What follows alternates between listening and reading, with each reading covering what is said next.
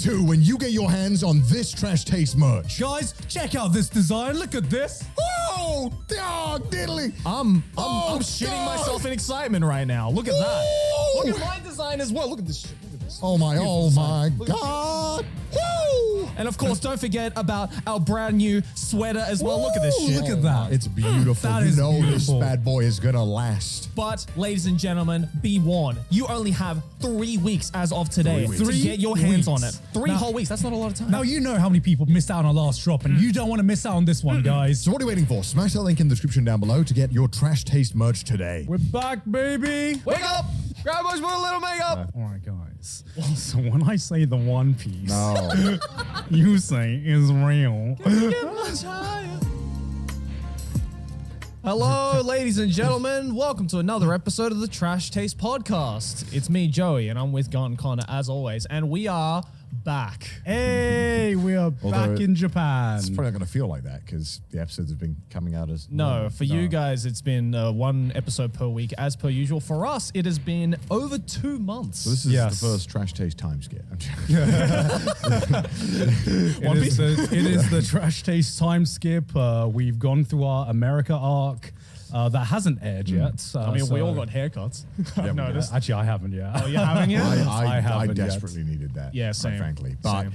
gentlemen, I had the worst taxi ride of my life. Oh, we're just going to get straight into it? Go straight It's into like we it. never left, Connor. I was, okay, so I'll lay the scene for you, right? So I right. have a shoot at 1:30 p.m. Okay. Right? So I got to be there a little bit early, right? I'm trying to get there 1:15. But Yeah. I'm like, if Yeah. I get there 1:05, 1:10, I'll just get a coffee somewhere nearby. Yeah, of I'll course. chill out. So I schedule my taxi, right? Schedule, if I'm super British. Schedule. So I schedule it, right, so that I can get there at latest 1:15. Yeah. Give me a 15-minute buffer, trying to be professional, trying to be great. So I call this taxi, right? And it's like a Japanese kind of Uber version app, and it normally takes at most 15 minutes. So I schedule Go taxi or whatever it is. DD or something. DD, It's a it's Chinese DD, version. right? I don't Yeah, fucking whatever. know. Yeah. Point is that I'm like buffering on buffers, right? So I call the cab at 12:30. It's a 20-minute journey, so I have plenty of time if it's like the maximum. I might even get there completely far too early, right? Yeah. So I get the app and I call the taxi and boom, at 12:30 I have a taxi driver who's arriving in 15 minutes. Yeah. And it's a 20-minute journey. So the taxi should arrive at 12:45 and then I'll get there at 1:05. Right? Yeah. A little bit early. That's fine. It's fine. Okay. So I have 15 minutes. So I go and brush my teeth. I go and start getting ready, and I go and check my phone 10 minutes later, and he hasn't moved. It's still 15 minutes away, and I Okay. can see that he's been going up and down this one road, and I'm like, I'm sure it's nothing. I'm sure it's fine. I'm Just, sure just Yeah. the app glitching. Listen, out. I'm sure, he just got a little lost on this one road. Yeah. It's a main Yeah. road. Maybe you just couldn't get off it, right? It's no big deal. Sure. I should have cancelled right then and there. I most certainly should have, and I so regret it. Right. I had the thought in my head of, I'm sure this is nothing. Right. And I should have listened to myself and realized this was a sign of things to come. So to get to my where I am, there's a series of like one-way roads that are a bit confusing, and they have to enter at this certain point. Yeah. If they don't enter at this certain point, it's like it adds 5 to 10 minutes of fuckery to try and get back to where I am. Right. Yeah. So he's coming up to it, and I'm waiting outside. And if he gets this turn, he comes to me. I'm ready to go. Of course, he fucking misses it. Just course. goes right past it, even Yep. though the navigation tells him where to go. And I'm like, whatever, it's fine. Okay, It's almost like GPSs were invented for a reason. I know. There are a lot. To be fair, there are a lot of taxi drivers in Japan who take GPS as a suggestion. Yeah. So it's whatever. It's happened before. It's not a big deal. Yeah. He'll circle around. He'll come, but it adds 5 minutes, right? Yeah. So again, he's already 10 minutes later than he was supposed to be, and now it's 5 minutes. So what he should have been here 15 minutes. Now it's 30. So, and now I'll just about be on time. So he finally gets here, and I understand sometimes they can't find the exact location where you tell them to pick you up from. Motherfucker didn't even try. He was like 3 blocks away and then pressed the I'm here button. So then I had 5 minutes to get to him. Right. Otherwise it cancels it or charges me money. Yeah. So I'm like, what the fuck? So I'm rushing to get to him, and then I finally get to the car with like 1 minute remaining on this timer. Otherwise my journey gets canceled and I get charged money. Yeah. And he's not even in the fucking car. He's like gone somewhere. So I'm So like taking a smoke break or something? I'm Or what? walking around like, where is this guy? Yeah. So I'm just sitting there, and then finally he comes, and he obviously realized that he fucked up. So Yeah. he was around looking for me, and I'm like, just wait in the cab. I'm coming to you. Yeah.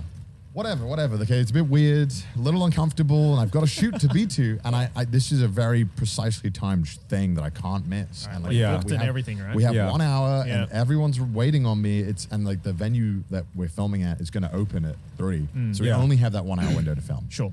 So I'm like, whatever, it's fine. I'll be on time. This is weird, and so I get in the car, and this is when I started to get worried.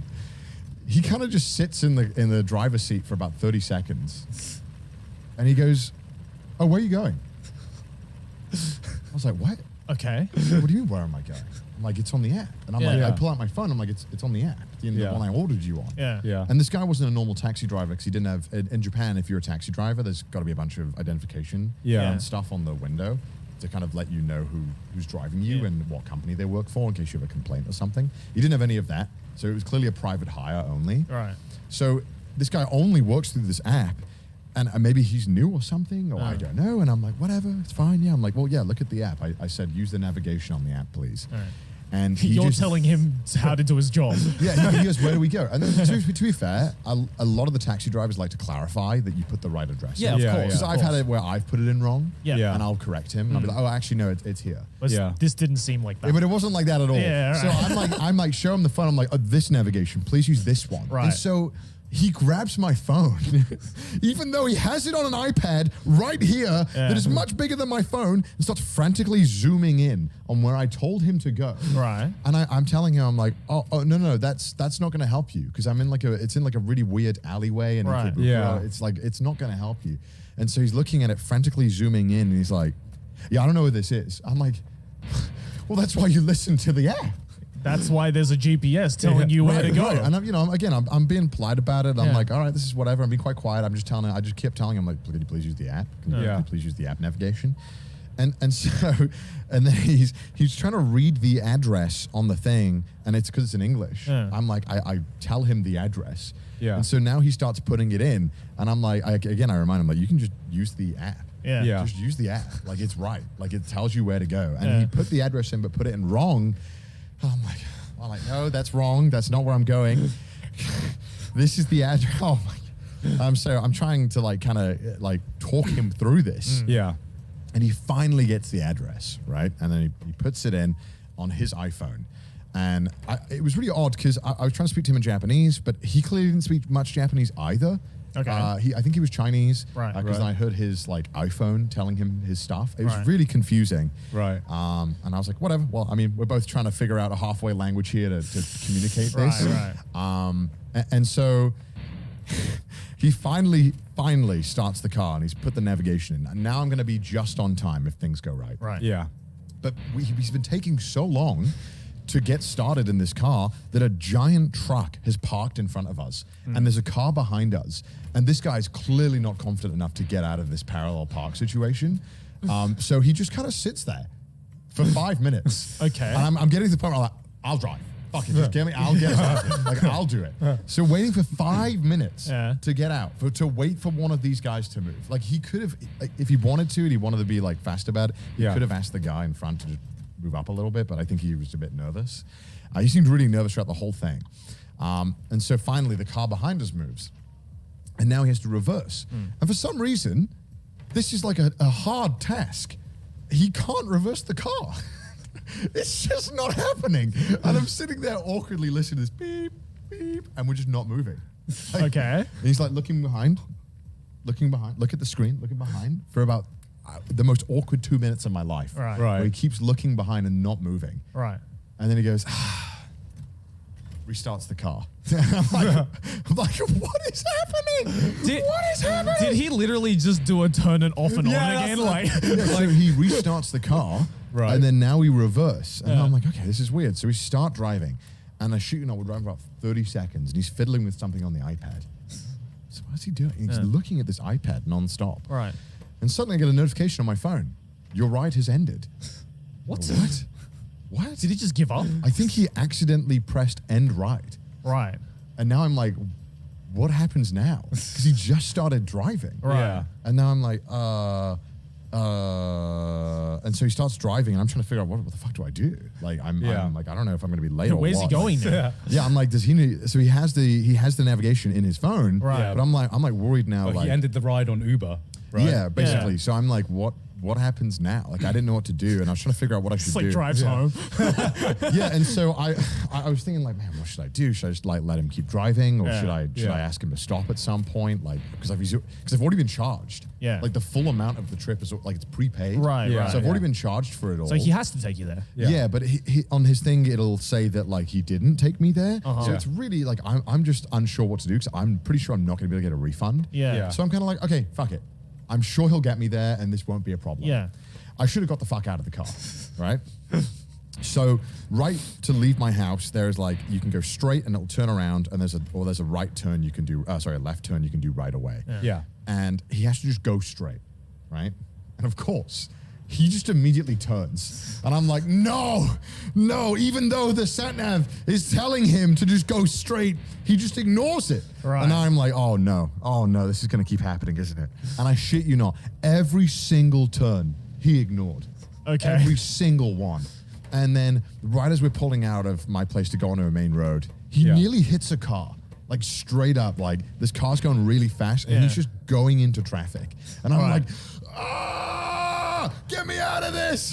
And I'm genuinely like fearing for my life now. This guy can't listen to the sat nav. He seems to be fucking up everything. Yeah. And Can't reverse. Can't reverse. Nearly driving into traffic, and he refuses to listen to his own navigation. Okay. And it is stressing me out because now I see that every single turn he misses, 2 minutes adds up. Right, 3 minutes, right. 4 minutes, 5 minutes, 10 minutes. There was one point where he just had to keep going straight, and he just decided to turn and then realized he fucked up and added on 5 minutes trying to do a U-turn. And I'm like, no, I'm gonna Like what? Why though? Like I don't know. Did he think he was like, oh, I'll take this foreigner on a scenic route? I was trying to figure out on like what this guy's MO was. Yeah. Well, because he doesn't get any more money for doing this, Yeah. right? So there's no benefit to him for extending the journey. Right.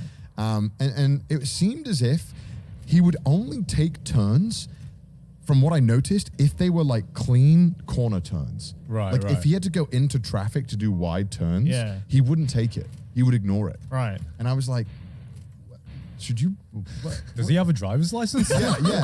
I was kind of stuff sounding like he doesn't have a driver's was license. running through my mind, right? And so He's like Zoolander. Like I can only turn. he would only do. It's literally like Zoolander. He would only do if you're in America, like the right turns that Yeah, were the really short safe and turns. easy. Yeah. He wouldn't do any turns that were wide and kind of into traffic. Which is making me like, I'm like, oh my god, this guy is like. So instead of just going straight to my destination on a map, he's doing like this. Right. He's only doing like back alleys and small turns. Right. And at one point, he realizes, right, that the ride has been ended. Right. And so he keeps fiddling with the iPad, looking at it, but he's driving the whole yeah, time. And it's on his chair on the passenger seat. Yeah. So it's not like he's looking at something on the dashboard like this. He's like this. Oh my god. And at multiple points, we were like in full-on moving traffic, and he was like, Yeah. and I politely asked him, I was like, hey, can you look at the road? Yeah. Because I was like, this is bad. Like at one point, it was like the traffic had backed up. So we weren't near the lights. We were in the middle of the road. There was a lot of traffic. And all the cars started going. And for about 5 seconds, he was still looking at the iPad, and I had to be like, excuse me, gotta go. Yeah. And he was like, oh yeah, sorry. And it was this whole awkward mess where everything he could have possibly done wrong, he did wrong. Everything. And this was supposed to be a taxi ride that went on for how long? It was a 20-minute ride, and Yeah. the taxi ride itself, not including all the fucking that happened before, Yeah. ended up being 50 minutes. So from 20 minutes to 50 minutes, because he just kept taking all the wrong turns. Right. Yeah. And Might as well have just walked there. Yeah. yeah, honestly. And at the end of it, I was just like dreading that he was going to be like, hey, the ride ended. Are we going to have to fix this payment issue? And I was just like, the whole time I was like, please just let me out of this taxi and don't keep me in here and talking to me. I was just terrified that I was going to have to like have a confrontation with him about it, because I just didn't want to, obviously, because I had shit to do. I wanted to go. Yeah. And luckily we finally got there. And the one time he was going to listen to the navigation was when it was actually going to be less efficient for my journey. And I was like, no, just keep going straight, please. And it's right as we were getting to the end, and thank God he listened and he let me out. And that was the end of it. But oh my God, I was so stressed because I was late to my shoot by 20 minutes. Right. Yeah. And I had to like just fumble my way into it and get started right away. Right. And it was Yeah. just, bro, Damn. nightmare. And I hate rating people poorly on these apps because you know, I'm like, maybe it's just a one-off. Maybe it is. Right? Maybe it's just This a bad didn't day. sound like it was a one-off. No. But You it sounded like this guy. Yeah. I mean, afterwards I was like, no, I can't. There's no excuse in my mind that can justify how much this guy fucked everything up. I mean, Yeah. if you told me he was an alien who just landed on Earth yesterday, I would believe it.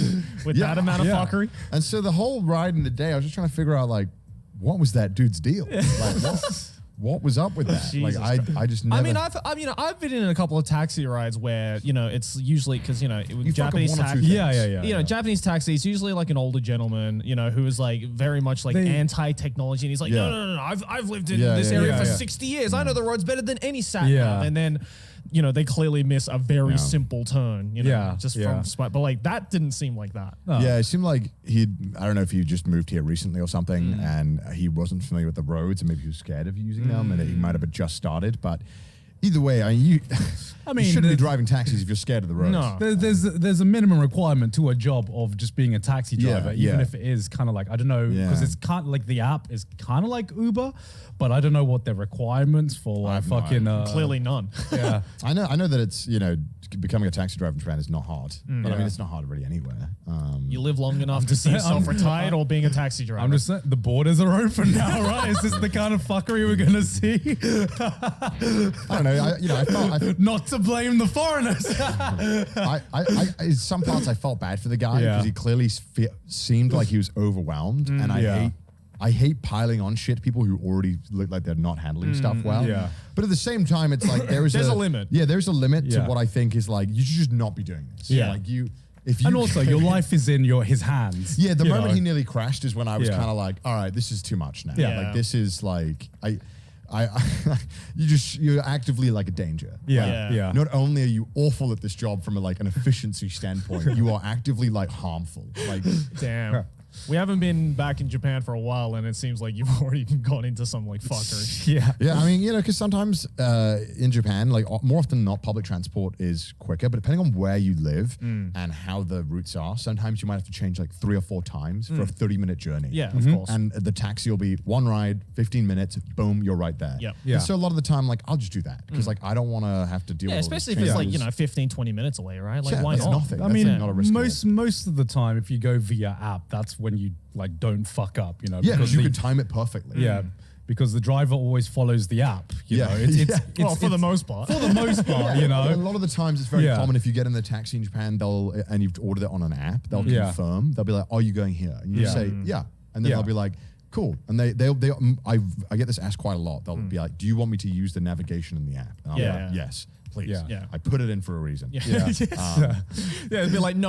I trust your Yeah, wits. yeah. Well, yeah, because sometimes the app doesn't like include highways, and highways are Mm. tolls, and so they have to manually add the toll costs onto the Yeah. price that you didn't see. Right. So Yeah. there's a lot of stuff that you might not know if you're not living in Japan and using taxis often. Yeah. The taxis have some form of etiquette, and you mean it's a bit different from like New York and other places in the Yeah. world and Yeah. stuff. But I feel if you're visiting and stuff, the train system is 99.9% foolproof. So Oh, yeah, yeah, yeah. the trip might be a little bit longer and more tedious, especially if you need to like change train stations on the Yeah. way. Yeah. But for the most part, it's fairly simple. Yeah, if you need to get somewhere fast and from a location that's not a train station, taxis are like Oh, often very course. good at that. Yeah. Well, I feel like if you don't know how to like talk to a lot of taxi drivers, I actually feel like trains are more For sure, efficient. for sure. Yes. Yeah. Because taxi drivers will ask you like Oh, a that lot of lot questions, if it's yeah. not like a train station or if it's not like a major That's true. monument or something. That's the one thing I hate about catching a taxi in Japan. Oh, it's like whenever it's like I miss the last train and I gotta Yeah, get a yeah, taxi yeah. home, right?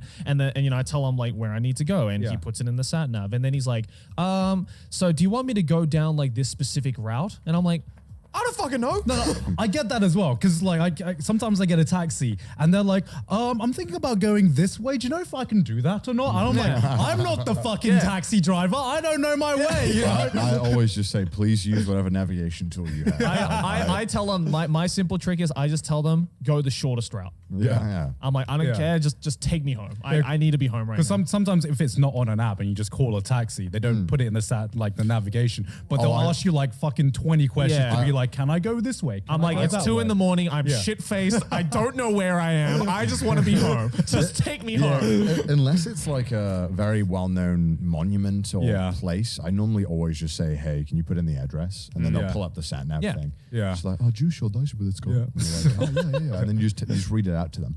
That's pretty useful. I have a similarly like kind of funny story that happened just the other night. So, we just got back from a tour, which we'll obviously talk about later in the show. Yep. But, I wanted to like catch up with some friends because I haven't seen them in a while, right? And we were doing a meetup in Shibuya. And there's this couple of izakayas that me and my group of friends like going to, just for a big group meetup because it's especially like on like a Friday night or whatever. Most izakayas in Shibuya It's getting busy now. Packed It's now, getting really especially busy. now but getting packed. I know of a couple of like, kind of hidden spots that usually are quite free even on weekends. So we went there and, we were just like drinking, chatting away. And we were the only ones there to begin with, right? And we were like, oh, this is great. We got the whole place to ourselves. And then just like, I don't know, maybe 2-3 hours into the night, this huge group of people just start walking. Like I want to say like 50 to 100 people. Jesus. Just like all like, that? like 5 people at a time, and then it's 10 people, and then it's 5 people, and then before you know it, this entire place is packed with people just like standing around drinking and stuff like that. And, but it's like whatever. We got our seats. We're having fun. It's all good. Yeah. And then about 20 minutes in, I just kind of like noticed. I'm like, man, it's really quiet. Why is it so quiet? And I'm looking around, and it's still full of people, but it's like really quiet. Yeah. Almost to the point where we're the only ones talking. And then in the corner of the bar, I see this sign in Japanese that says, bi-yearly meet and drink meetup for the deaf. And I noticed every single person in this bar other than us is talking in sign language. Oh, wow. Oh my God. And I'm like, that's why it's so quiet, because literally no one is talking and everyone is just signing. That's awesome. And it's so bad, but like the first thing in my mind that I thought of was, well, I hope we're not being too loud. That's the only thing you don't have to worry about now. But it's like immediately like, oh fuck, I hope we're not, oh wait. No, we're good. But it was really cool because it's like, I knew a couple of people in school who were like deaf and stuff like that, but like I'd never seen that many deaf people in a social setting, like let alone at a bar, right? And everyone's like signing to each other, and there are people on like video calls to each other, and they're signing to each other. And I'm like, this is really freaking cool, but it's also really weird because it's so packed and yet it's so quiet. Yeah. And all you hear is just like the rustle of like clothes moving around and stuff if it's not talking.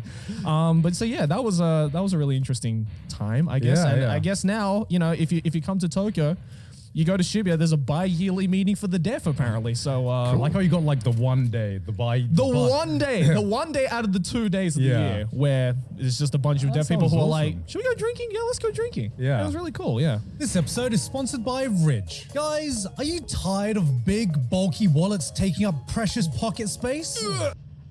Back to the video. Yeah, I mean, I've been out like a bunch since coming back to Japan, and like I've definitely noticed one thing I've noticed now is that before everyone knew you were living in the country, right? Everyone knew you were living in the country because the borders were closed. But now that the borders are open, I've seen like a total mentality change, right? Because now before when I go to a restaurant, everyone's like, oh, where do you live? How long have you been living here? Now people are like panicking because they're like, is it a tourist or is it not a tourist? Even when I'm speaking Japanese, they're speaking to me back in English now. They just swap. They're like, all right, well, that's a white guy. Like I went to this restaurant the other day with Sydney, and they literally asked us, "Oh God, are you visiting?" And we were like, "No, we live here." And they were like, "Oh, is a Japanese menu okay for you?" Because some places don't have an English menu. And we said, "Yeah, we've lived here before. Japanese menu's fine." So we go sit down. They give us the English menu anyway. even though we said a Japanese menu is okay, they're like, no. We don't trust you. Here's the English menu. I've had that happen to me so many times. Like the waitress comes up to me and is just like, "Oh, English okay?" And I reply back in Japanese, being like, "No, Japanese is fine. I live around here." And it's just like, "Oh, okay." Comes back and it's just like, here's the English menu just in case. I'm like, motherfucker, I just talked to you in Japanese. I'm good. I can read it.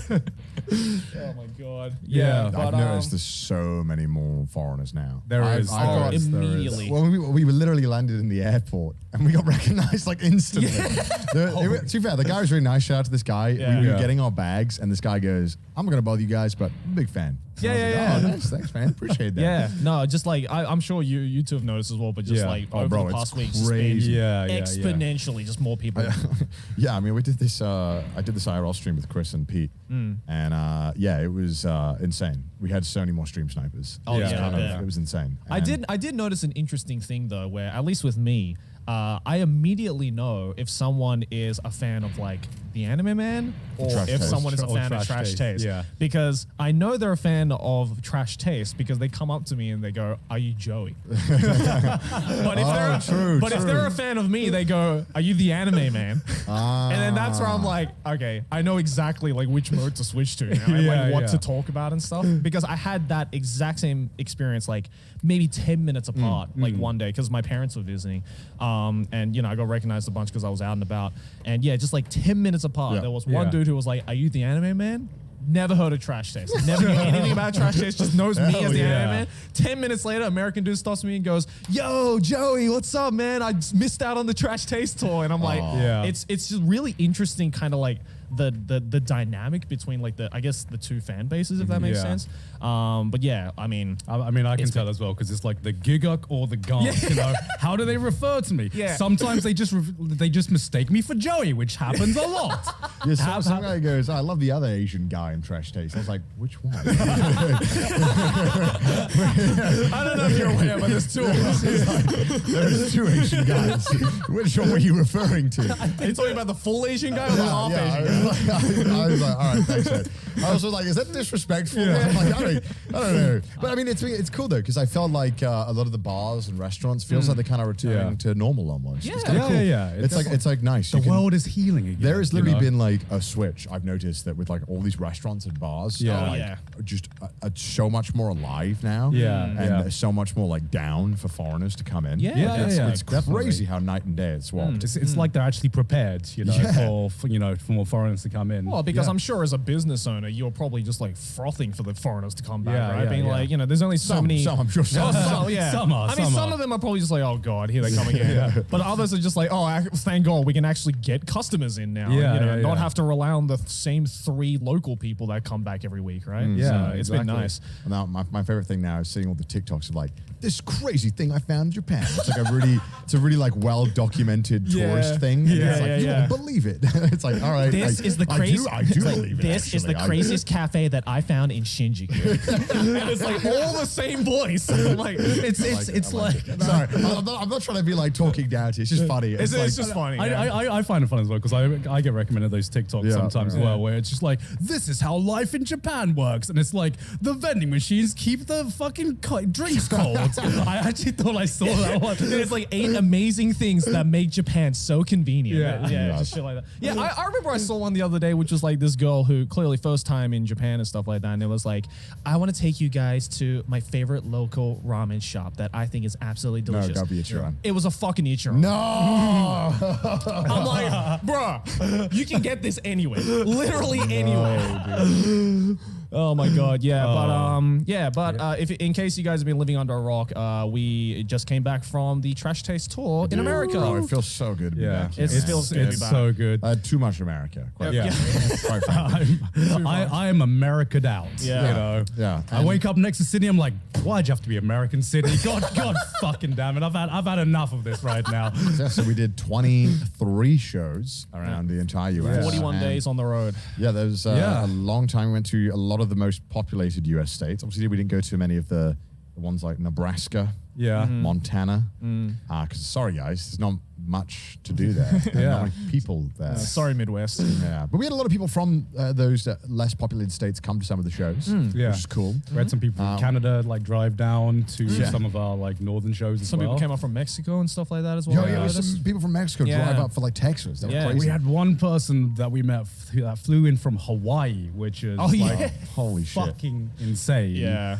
That's crazy. I mean, yeah, we had 23 shows. We started from we did one tester show in LA, then flew to Minneapolis, then got on the tour bus, which was so much cooler than I think any of us expected. Oh, it was so cool. I thought I was kind of like dreading the tour bus, and we got a lot of questions about like I was scared. I was scared for the tour. Yeah, because I'm just like, expect. I'm gonna be living with these guys and a bunch of strangers for like 40 days. I don't know how I feel about that, but it was actually like really, really nice and really, really comfortable and a lot of fun as well. Yeah. Because it kind of felt like after the road trip special, which is now out, thankfully, like I was dreading that it was going to be 41 days of just that experience, and I was I'm literally going to kill one of the boys if I'm stuck in this space. But like the tour bus actually gave you like quite a lot of space and quite a lot of like time to do your own shit. I think it definitely helped that the majority of the traveling that happened on the bus was happening while we were asleep. Yeah. So It's it was like fast traveling. it was like fast traveling in an RPG. It's great because people were asking us, oh, how's the drive been? How's the roads been? And we were like, literally, we blink in one place and we wake up in another. You know? Yeah, the only roads I think any of us saw were like the roads between I think Colorado and Vegas. Vegas. Yeah, we saw like the Grand Canyon. Yeah, and we all saw that like kind of stuff. Utah and all that stuff, and a lot of Nevada. That was the only part I think we were awake while we were traveling. Yeah, and even then it was like what, an hour or two in the morning, maybe. Yeah, you don't actually spend a lot of time on the bus as you think. So like the normal day would be, you wake up,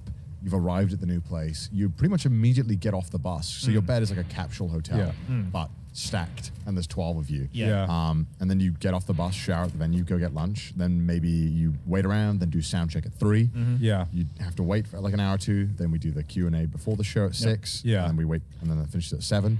Wait 1 hour, 8. And then we finish the show around 10:30. We maybe have a celebration on the bus. Yeah. We're drinking, talking until like 2, and then we go to bed and the bus moves. Yeah. And that's kind of every single day. Was that for 41 days? That was basically our schedule. Our life was just living on a bus or in a green room. And I don't know about you guys. Like a lot of people were like scared about would I get good sleep on the bus. I got fucking fantastic sleep on the bus. I got better sleep on the bus than I did in some hotels. Same here. It was a Same dice here. roll for me. Yeah. Some days I did, some days I didn't. It was mainly like, because I don't know about you guys, but I realized that sleeping on a moving vessel while I needed to pee kept waking me up. I had to go pee like at least 2-3 times a night. And normally I don't ever have to pee when I'm sleeping. Really? Right. So this was like, oh my God, I'm getting so stressed That's out. how old men feel. I felt like I was rapidly aging. Yeah. But some nights I would get amazing sleep because the bus kind of rocks you. Like, because the engine hum is so loud, and also there's AC in the sleeping like quarters area. Yeah. There's a giant AC unit that is so loud. And ventilation system as well. And then so you cannot hear anything from anyone else's bunk. So it was surprising, like, because I remember the first time we got on this bus and we saw how close of a proximity all the beds were to each other. Yeah. I was like, oh, I don't think there's gonna be any privacy. Like, I'm gonna be able to hear everyone fucking snore. No, not at all. Nothing. It's literally like in when you fall asleep in really an loud. airplane. It was perfect because even though the AC in like the engine were really loud, they acted at like the perfect white noise. Oh yeah, it was good. It was good. Like if you've ever like slept with like a white noise like filter or something in the background, that's kind of what it felt like, where you couldn't hear anyone snoring, you couldn't hear anyone like rustle around or anything like that. You just heard a constant white noise that was constant throughout the night. And then I sleep great on moving vehicles. I don't know about you guys, but when I slept better when the bus was in motion than when the bus was like still. Although I must say, our bus driver did get a little wacky crazy at some of the locations. Like, there were some turns where he did where I almost fell out. I really fell out. I had to like hold on to be like, Jesus fucking Christ. Yeah. And then obviously when you get into the Gs. cities, because you're stopping and starting so much because of traffic, because the highways you're going. Yeah. But the cities you're stopping and starting, so you're like, your body's sort of coming out of the sleep cycle anyway, and then you kind of like, getting start Yeah, and just stop like all the bumping time. So you around, kind of yeah. like wake up a lot earlier than you want to a lot of the time. Yeah. Yeah, so like to explain this bus, we call it a bus. It's more like a coach, you know what I mean? Because when I say It's bus, giant. when I say bus, I think like double decker bus. No, it was like a single decker like coach kind of thing. And then you go into the coach, and then the first thing you see is like this living room area So where cool. you got like you got like sofas on either Table. side. There's a table and a kitchen and stuff like that. 3 TVs scattered all Yeah, around. Yeah, three yeah. TVs scattered around, permanently playing fucking SpongeBob or some shit, whatever was on American TV. And then you go into the next room, and there are 12 bunk beds, and there are like three stacked. layers, basically 3 layers. So there's the bottom layer, there's the middle layer, and there's the top layer. And according to like most people, you get the best sleep on the middle layer, right? Yeah. So me and Connor chose the middle layer. Joey chose the top layer, Yeah. which kind of scared me because if you fall out of that bed, Yeah. that's a long big drop. that's a big And drop you have to down. climb to get in there and Yeah. climb out in the morning. I mean, you know, I only chose the top bunk because I'm a child at heart, and I was like, oh yeah, top bunk. Fair enough. But no, like, you know, I still got really good sleep on the top bunk, good. so Yeah, it that's was good. fine. Yeah. Yeah, and then there's one extra room in the back, which was meant to be for the talent room, but that just turned into let's just put all our shit into this one room. Yeah. and it was like unusable. for Yeah, me. shit I guess in like a Yeah. normal tour, yeah, like the talent have their own like private quarters at the back. If there's of the like bus. one talent, apparently some of the tour buses have like a room that's like a bedroom as well. Oh, okay. Like a bed that Yeah, folds yeah, out. yeah. Right. I mean, that would be cool, but Yeah. obviously there's 3 of us, so. Yeah, Yeah. and you know, for the most part, like we didn't really utilize that room, and it kind of just became like a storage space, just Yeah. because, like, Yeah. I mean, you know, when Aaron, who helped organize this tour, shout out to Aaron by the way, you know, was like, you know,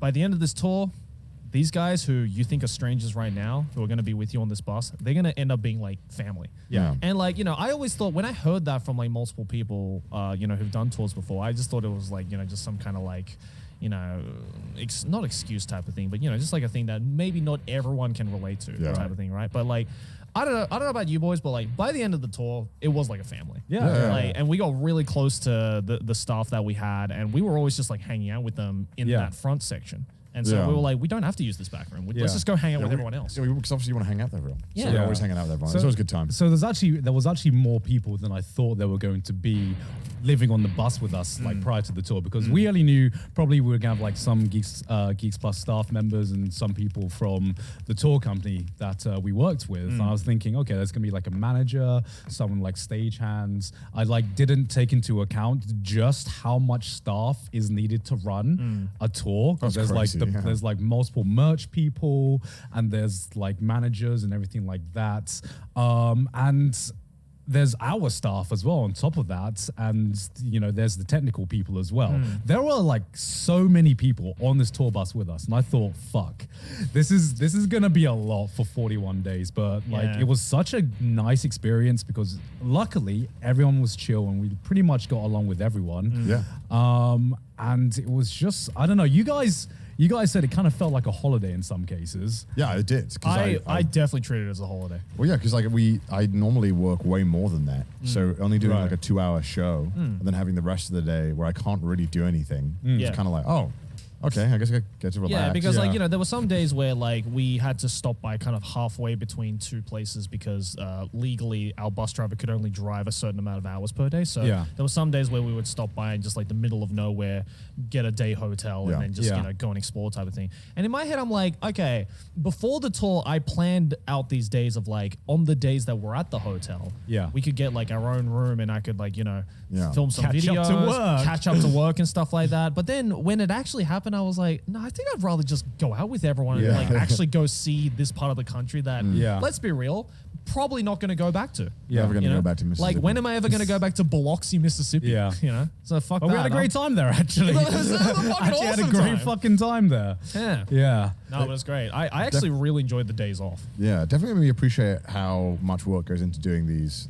You know, when you go to a venue and you watch a show with like with 1,000 people or something. Yeah. Made me realize just how many moving parts there There are. are a And, lot. You know, a lot of people were like, "Damn, why aren't they coming to my place or whatever?" It's like, well, it's very fucking difficult to organize Yeah. a tour. Yeah. And it kind of sucks. A lot of people are like, why the US?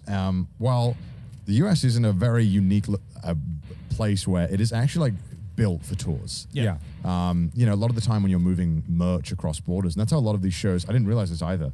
A lot of these concerts only make like most of their profits through the merch. Yeah. Like ticket sales, you don't actually get that much money because a lot of the like the venue's expensive, everything else is expensive, Gotta pay the staff. all the staff. Like Yeah. you as the like talent and the kind of agency or whatever, you don't make much money from the tickets. Yeah. And the US is in a prime position where you can actually drive around all the same country where all the same like rules with selling merch. Well, it's all the laws because I think we learned a lot just from doing this US tour. Yeah. There were a lot of complaints being like, oh, they hate the entire world because everyone just goes to the US. So we did one show in Canada, and I think like the only time we got like negative feedback from our show was from that one show in Canada, and that was to do with there was like we had the show in Canada, and we didn't realize that there were different laws in terms of bringing merch across the border, different laws of hiring staff members because all staff members need to be hired locally. And there was a lot of logistical things that just weren't within like our radars when we sorted it out. We didn't know that. We didn't know that, but obviously the tour company knew that. But obviously still, you know, trying to get like the merch shipments to arrive on time. I didn't realize this was a problem, but that's a whole thing. Yeah. And that needs to be taken care of. Yeah. So a lot of the times you're kind of hoping that all the moving pieces should work. Sometimes they don't. And it's like, what do we do? Yeah. Yeah, and I don't know. we ended up like shipping 12 boxes of merch to our Canada show, and one arrived. And then we had one day to get as much merch made locally in Canada as we could. Unfortunately, it wasn't as much merch as we had in our US shows, but that's kind of like the things that people don't think about and don't know about. Because, you know, when, you know, if you do a tour in multiple countries, every country has their own laws. Every country has their own taxes. It's not just getting people from one venue to another. You know, it's So what we're trying to say is hate the game, not the player. Obviously it can be done because people do it, but it's just it's harder. It is a lot for harder. a first tour. The US makes a lot of sense. Yeah. This was also our first tour as well, so we had so many things that I guess we just didn't know until it happened. I mean, thankfully, I'd like to say that the tour was a massive success for us. So Didn't see any negative reviews. I'm so glad because like we one of the biggest things I was worried about pre-tour was that we'd start doing like shows and people would like you know, I've seen feedback before of like, you know, people that have gone on tours and, you know, I've seen the feedback of just like, oh, it wasn't really worth the money. I spent all this money seeing it just wasn't really worth it. And I'm like, thankfully it felt like everyone had a good time and we put on a good show that we brought to like different places. And I was just like, I think it was like after the first show that I actually had like faith in our show, I guess. Because well, we had the outline of the show and we didn't actually, we'd never rehearsed it and we didn't really know how it was going to go until the rehearsals, which was 2 days before our actual show. Yeah, and like our show relied so much on like crowd interaction and having a rehearsal in front of like 5 people versus like the 1,000 people that we had in our actual show was like night and day in terms of like vibe and chemistry and stuff like that. So I was going through rehearsals. I was like, I think we have a good show, but I'm not sure. I think as well, it was tough for us because, you know, we do stuff in front of a camera, right? Yeah. And doing stuff in front of a camera like this, or like the videos that we do personally, is very different to putting on a show on stage, right? Oh, it is. And, you know, some people will be like, oh, but you guys are used to, you know, doing panels at conventions and stuff like that. It's a very different feel. Yeah. You know, a panel is a million times easier than what we had to do on stage. I was fucking knackered after every show. I like it drains me Yeah. so much, and that's because like we actually tried to make it a show rather than just make it, you know, trash Podcast on stage. Podcast on stage. It was really cool getting to see you guys from the first show, like the 10th show, how much you guys quickly improved at like, being on stage. It was really fucking sick. Yeah. That was awesome. Yeah, I think by like the halfway point, we all had like a rhythm, and on stage we knew how to like bounce off each other, what worked well with the crowd, what didn't work so well with the crowds. I also noticed we had like, just without even discussing it necessarily, we had like certain jokes that we knew the kind of rhythm to and like where to place it, and like, because it was always, you know, you do the show and then you kind of noticed, oh, okay, this joke kind of hit Maybe Yeah. I can try it again in the next show. Yeah. And then without thinking, like I knew exactly when, say, like Connor or Gant were going to say specific jokes, and Yeah. knew exactly kind of the Yeah. feel and rhythm to go with it, right? Yeah, yeah. Like, you know, Gant would do like the One Piece is real thing at the beginning, Yes. which always popped off, right? And I always knew to sing Can We Get Much Higher? You know, so it was just kind of like, it's this weird thing of, it started off as very much like an impromptu ad-lib filled script, like, you know, non-scripted show. Yeah. But then I feel by the end of it, it kind of turned into like almost a scripted show in a weird way. It was like we had segments that we didn't know what was going to happen, Yeah. and then segments that was kind of like scripted that Yeah. we kind of knew how to like transition between segments and stuff Yeah, like that, and definitely. play off the audience and stuff like that. But like having said that, you know, I'd say that every show did have a lot of like variety in them, and we kind of did that by design, and it was very, very interesting to see what the different vibe in each city was. We right? definitely learned a lot about, I guess, like the diversity of crowds in the US. Oh, that's for sure. I think what I enjoyed most about the shows was actually like our show was our way to learn about that particular area, and I learned a lot that you couldn't just get by Googling what are the top 5 what are the top 5 most famous things about this one area, right? It was really, really interesting to see what certain states and cities were really passionate about, stuff they weren't.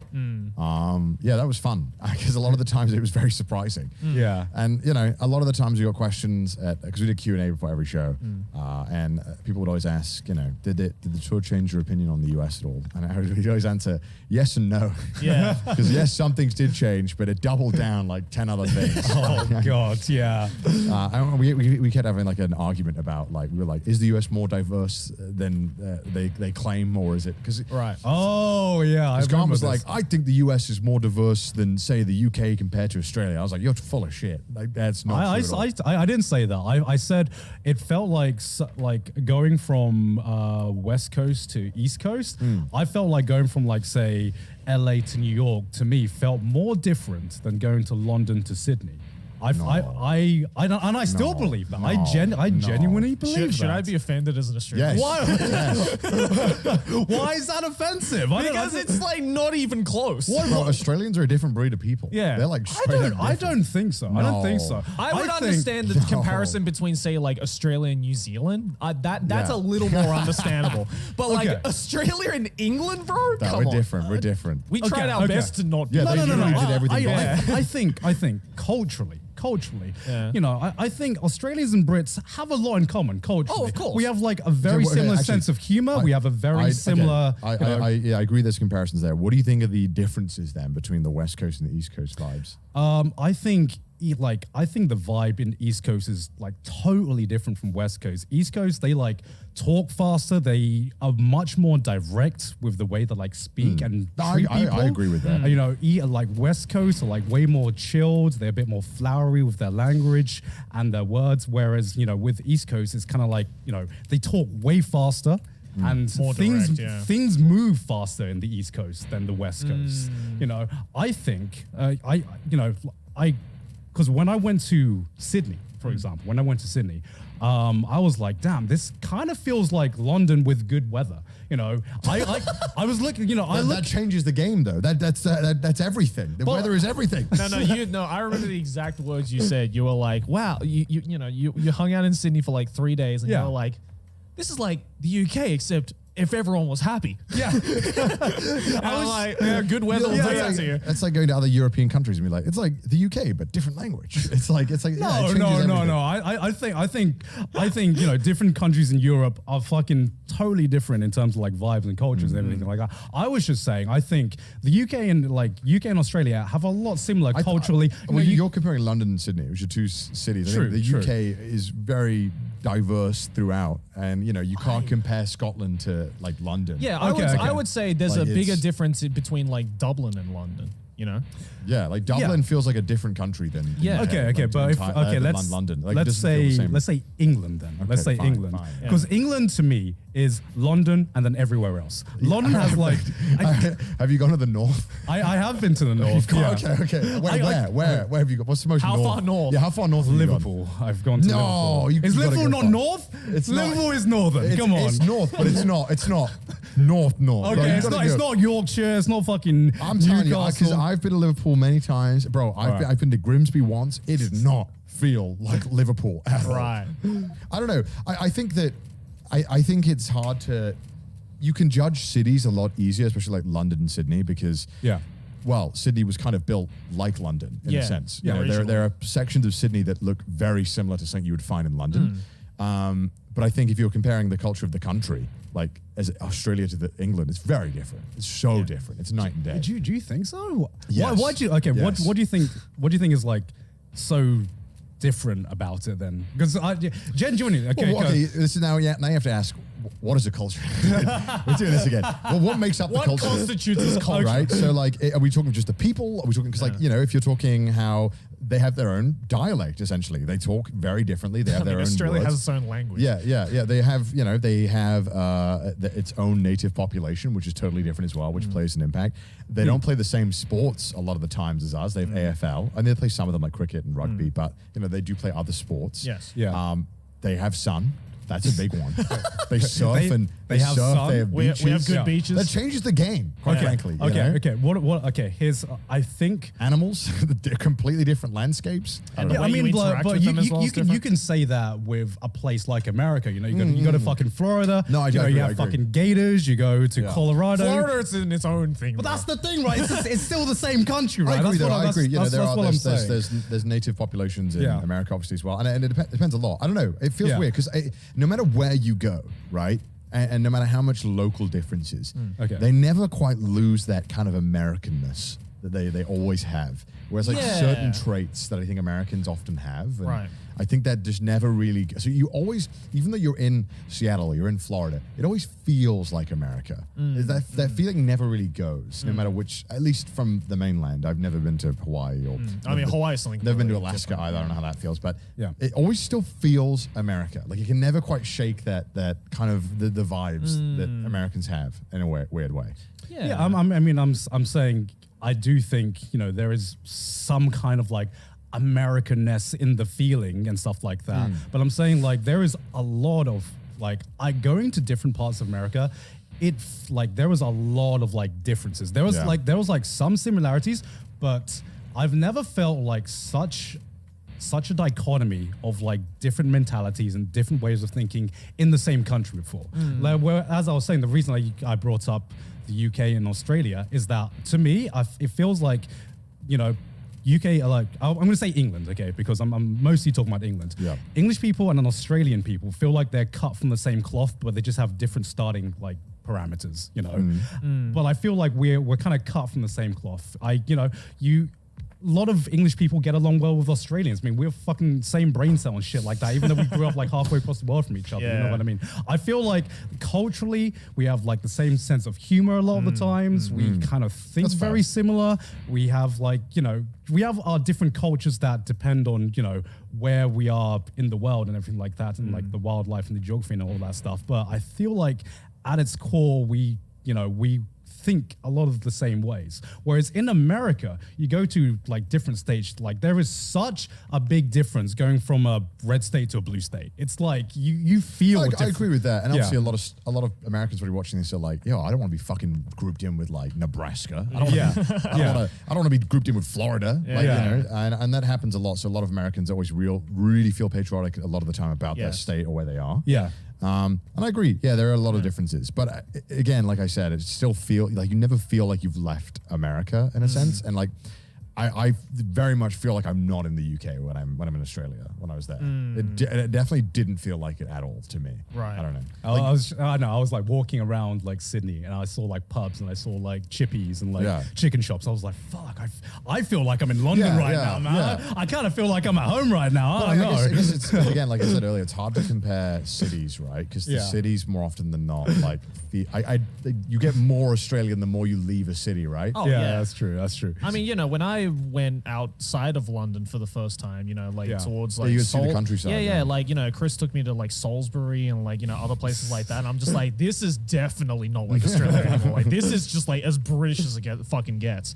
But like, I get it. Yeah. When it comes to the cities, for sure. But like, I don't know. There's still, I feel, just like fundamentally so much more of a bigger difference just because of the years that have passed, especially, and the fact that geographically we're so far apart.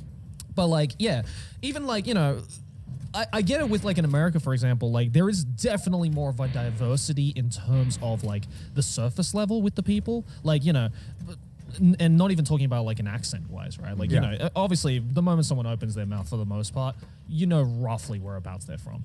Right. But like, I still feel like, as Connor said, like there's still at the end of the day, regardless of if I was in Mississippi or Seattle, I'm like, it's still is American. There's still Americans. And maybe it's because, that make you feel like you're in America. And maybe it's because there's this What do you think that thing is then? I don't know. I think it says, I realized from doing this tour and speaking to way more Americans than I ever have in my life is that Americans are like super fucking nice and they're really hospitable. Hospitable for sure. And they're always really nice. And then occasionally they might just say something or something gets brought up.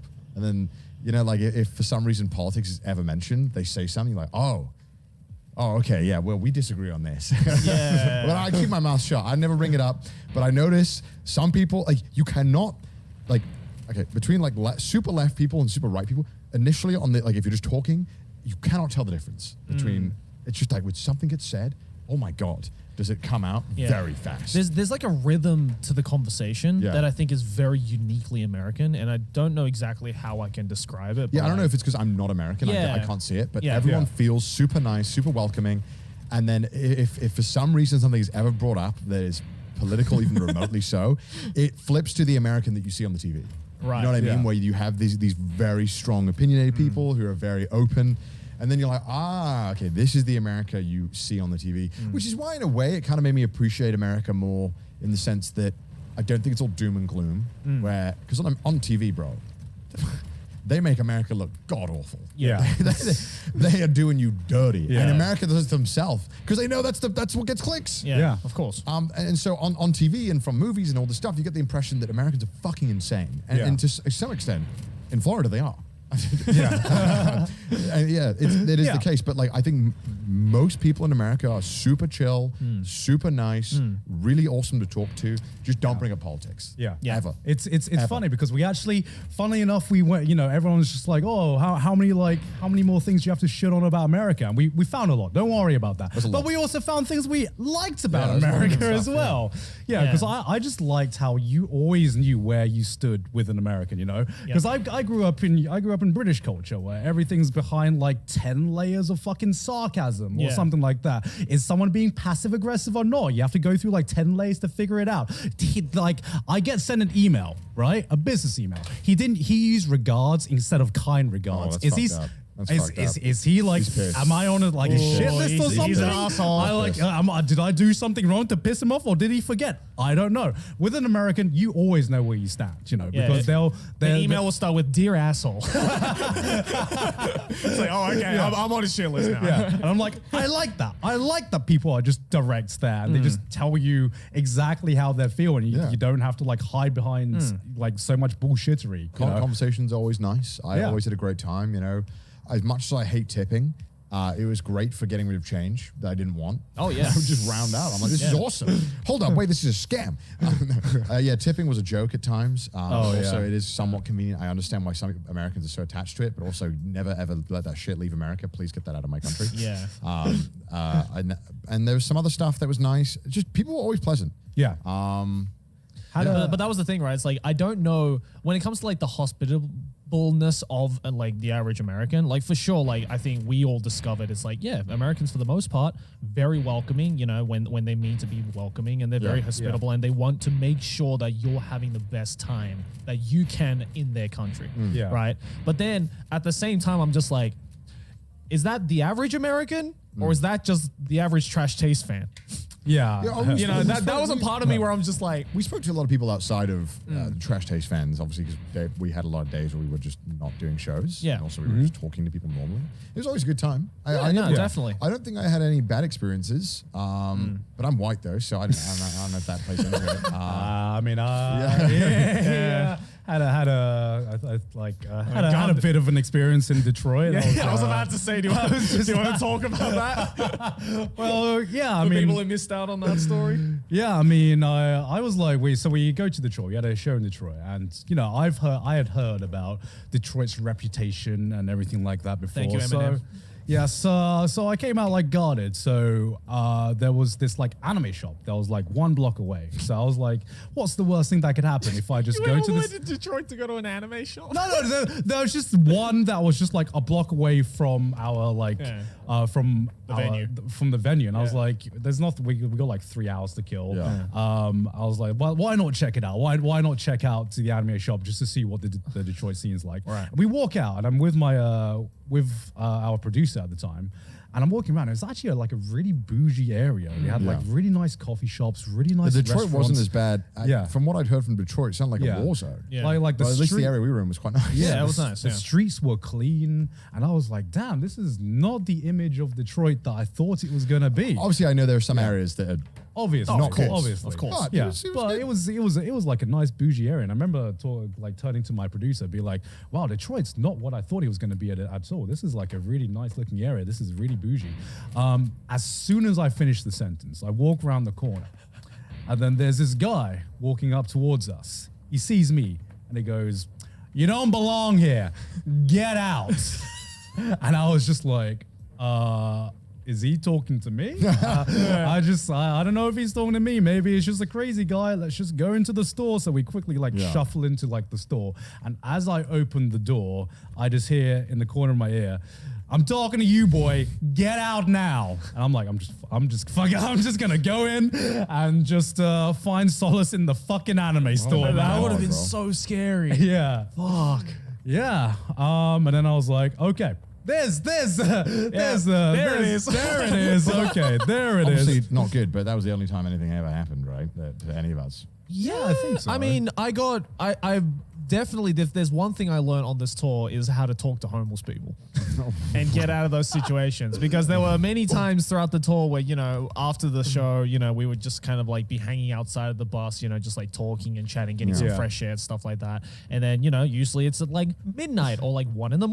Yeah. And, because we're for the most part parked in front of a venue, it's like, right on the side street, right? Yeah. And of course, with most American towns, there's a lot of homeless people, walking around at night. Yeah. And oh my God, I probably maybe it was in contact with like, I want to say like 50 altogether on this tour, homeless people. Every single tour, there was at least 1 or 2 homeless dudes who'd walk up to us. And I used the Didus technique. I was going to say, I understand why Didus has this technique now. The first one in Minnesota, dude walks up, asking for change or whatever it was. I don't know. He was like slurring his words. And I hit him with the sorry man. Yeah. And he was Sorry, and he man. just like grumbled and was just like, "Oh, well, at least you're nice about it." And I was like, oh my God, it works. Yeah, because I feel like, okay, in terms of like Americanness, right?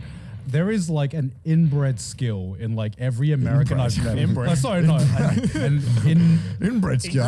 Ingrained. Sorry. Inbred skill. An inbred Ingrained skill. is what I meant to God, say. you look just I'm too much. sorry, man. My Too many wife of those- / sister taught me this I'm one. sorry. Comedy We watches drove Oreo. through Alabama once, and it just Inbred changed me, skill. man. It changed. Like every American has this like ingrained skill. Yeah.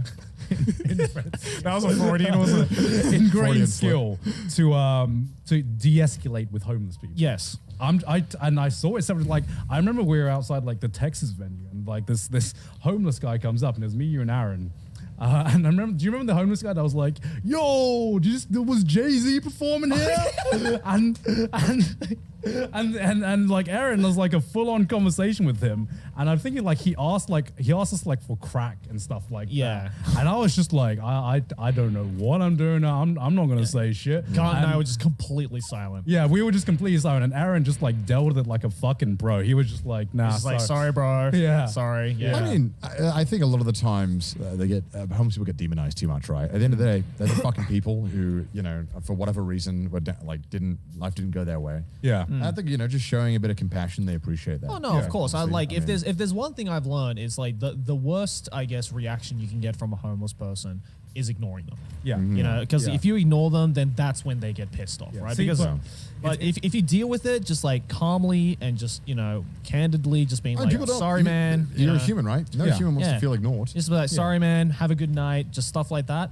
They're good. Yeah, but like I notice it's just like very different in America versus like the rest of the world, for example. Because in most places in the world you do ignore. You know, that's kind of like what you're taught to do, Yeah. right?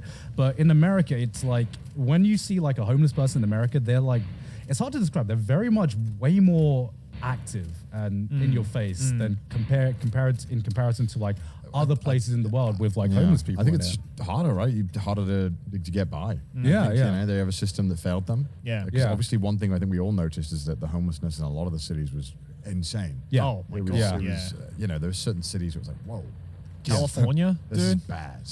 Yeah. I mean, obviously, because West Coast, it's a lot warmer all year Yeah. round, so a lot more Yeah. homeless people can live there. Yeah. So that makes a lot of sense. But Yeah. man, you feel for them, man. You know, the system in America, the way it's built, is not fair. I remember though, Sarah, our VIP manager, was just blown away by the fact that it's like, wait, homeless people don't just talk to you in Japan? It's like what do they do? And I'm like, you barely see them. Yeah. Like maybe in like Shibuya or Shinjuku you might see them, but everywhere else, dude, they're not there. And she's like, where are they all? And I'm like, That's so sad. And she just They- couldn't oh, believe that's it so sad that because you- her you- entire Yeah. life she's just been Yeah, taught that's to so- be yeah. like homeless dudes are going to come up to you late at And it's night just and you just something- have to deal with It's it. just something you deal with and Yeah. live with in That's so America. sad. And she right? just And couldn't believe me when I said Yeah. like, yeah, homeless, like I don't have to deal with homeless people in Japan. Yeah. And they just don't come up to you. And she just couldn't believe. She's like, what? What do you Yeah. mean? What do you mean you don't have to deal with them? Like, as in they're not there? And I'm like, yeah. I mean, I think in Japan, obviously, talking about homelessness, there's a lot of it's like obviously how you become homeless and the systems that make you homeless, in a sense, Yeah. are very, I think, impactful on then how, as a population, maybe they behave or what they need to do. Yeah. In America, you got to be ruthless to get by. Oh, right? yeah. You know, in Japan, I think there's more options that you have, and the reason why I think homelessness is hard to get out of in Japan is it's so expensive to get a place, and Yeah. if you don't have the correct documentation, it's impossible to get Oh, yeah. to get it sorted. Yeah. And there are a lot of homeless people in Japan. I mean, there's some that you see sleeping on the street, but a lot of them, homeless people in Japan, live in manga cafes or live in those hotels that are one night and they're like $30 or something really cheap. Or they live like along the river under the Yeah. A bridge lot of and the stuff like times they that. don't. You know, it's like it's an entirely different system because of the whole way that they become homeless and the barriers stopping them from getting out of homelessness are different. Yeah. And so I you know, it's very telling of the system and what's in place. Yeah. Yeah. And that's why in Japan it's different. Definitely. Because I think it's just something that if it's like your first time in America, because like my parents like came to America for the first time this year as well, and it shocked them because Yeah. they'd never seen this kind of like this this kind of like system with homeless people Yeah, before, yeah. and Yeah. you know it's something that every American knows how to deal with, but if you come outside from come from the outside to see Yeah. what is the situation in America, it's just like very, very like Yeah. shocking. You know? I remember the first time I visited America and a homeless dude talked to me, I was like, this is where I die. yeah, I'm No, like, same here. I could see the fucking HP bar at the bottom. It's like, I'm like, oh my God, I'm going to have to fight my way through this Well, it's, situation. you know, it's very intimidating. It is. If you've never It is. experienced Very. the US. Yeah. 'Cause, especially it's- if you come from fucking Japan. You know, yeah, If you- it's scary as shit, I'm sure. Yeah, it's terrifying. But- Yeah, it's depressing as well because I hate seeing it online when people like demonize homeless people and they're like, man, they're the fucking worst or it's their fault they're homeless. It's Yeah. like, maybe sometimes that is the case, but I feel like just labeling them as lazy or whatever is so not helpful to the situation, Yeah. and it's so frustrating. Oh, yeah. I hate If that it's shit. it's their fault. If they're homeless, just buy a home. Yeah. Right? Stop buying Starbucks latte. That shit drives me up the wall. Actually, yeah. There was one situation. I think we were in Nashville, Tennessee. There was a homeless dude that came up to me. He was a really nice guy. Yeah. And Yeah. just like I actually had like a really nice conversation with him, and you know, at the end of it all, like I just gave him like $5 because I'm just like, you know what, you're not actually all that crazy. I actually had a great conversation with you. You're respectable about it, whatever. You know, it's fine. So, you know, take my money. But like, you know, if you're gonna come up to me and be rude and shit about it, then like, don't expect change. You know, Yeah. that's not how you do this shit. You know. Yeah. No, I saw one. It was actually in Colorado. Actually, you know, there was a homeless person who was asking for money, and you know, a common response was obviously, sorry, don't have any money on me. Yeah. I've only got a card. And he was fucking prepared, man. He whips out this like one of this, you know the square fucking device Like where it's like the contactless. It was like, don't worry, you can tip me if you want. I'm like, yo, he's fucking hustling, man. Yo, what? Homeless dudes in the 21st century. Holy shit. He just whips out his phone. He's like, I got PayPal. I was like, that fucking shocked me, man. I was like, holy shit. I respect that. I'm torn in many ways about it because I also like you mentioned like that the one with them was nice and some of them aren't nice. It's like, Yeah. well, I don't know. In a weird way, it's like, man, the government should just fucking help them. Why do I have to decide which one is a good court jester and which one amused me the most? Yeah. Give money out like a king giving it to a peasant. Like I'm like, just fucking help these people. Stop wasting all this money on other shit that I guess that a lot of people don't want to pay. Yeah. And also the problem's going on so long now that there's no simple solution. It's so ingrained and people accept it. It's just become a cycle now, unfortunately. That's Yeah. frustrating. Yeah. Yeah, I mean, currently the system's broken, and I'm not well informed enough to unfortunately know how to fix it. Yeah. God, stepping in. Guys, Guys, I'm going to end homeless. Here's how you deal with it. Well, okay. I mean, Just give them houses. It's also, I just want to preface that obviously America has a bad one, but like the UK and Europe is also not great Yeah. at all. Oh, Australia has tons of homeless people as well, for sure, yeah. I mean, house prices are fucking insane. Yeah. In all of Europe and Australia and America right now. And, you know, it's hard to change the rules when the dudes in top have benefits in making sure the house prices stay high. Yeah. Yeah. But like, what? Okay, so we went across like, how many states did we go in America again? I mean, across or like a drive-through or? Like stopped in. Oh, would you stopped say? in? I don't know, like 30 maybe, 40, 35. Was No, there? not that many. Oh, maybe 30. I'd say, 25 to 30. Yeah, because it was weird because I was like talking to Sydney. I was like, I think I've been to more states than you have now. Yeah. How fuck Well, you. we've probably traveled more of the US than most people born in the US will travel. Yeah. Yeah. I actually downloaded an app which is like you can mark off like which states you've been to in the US. I've been to exactly 25 states, like 50% of the US. Yeah.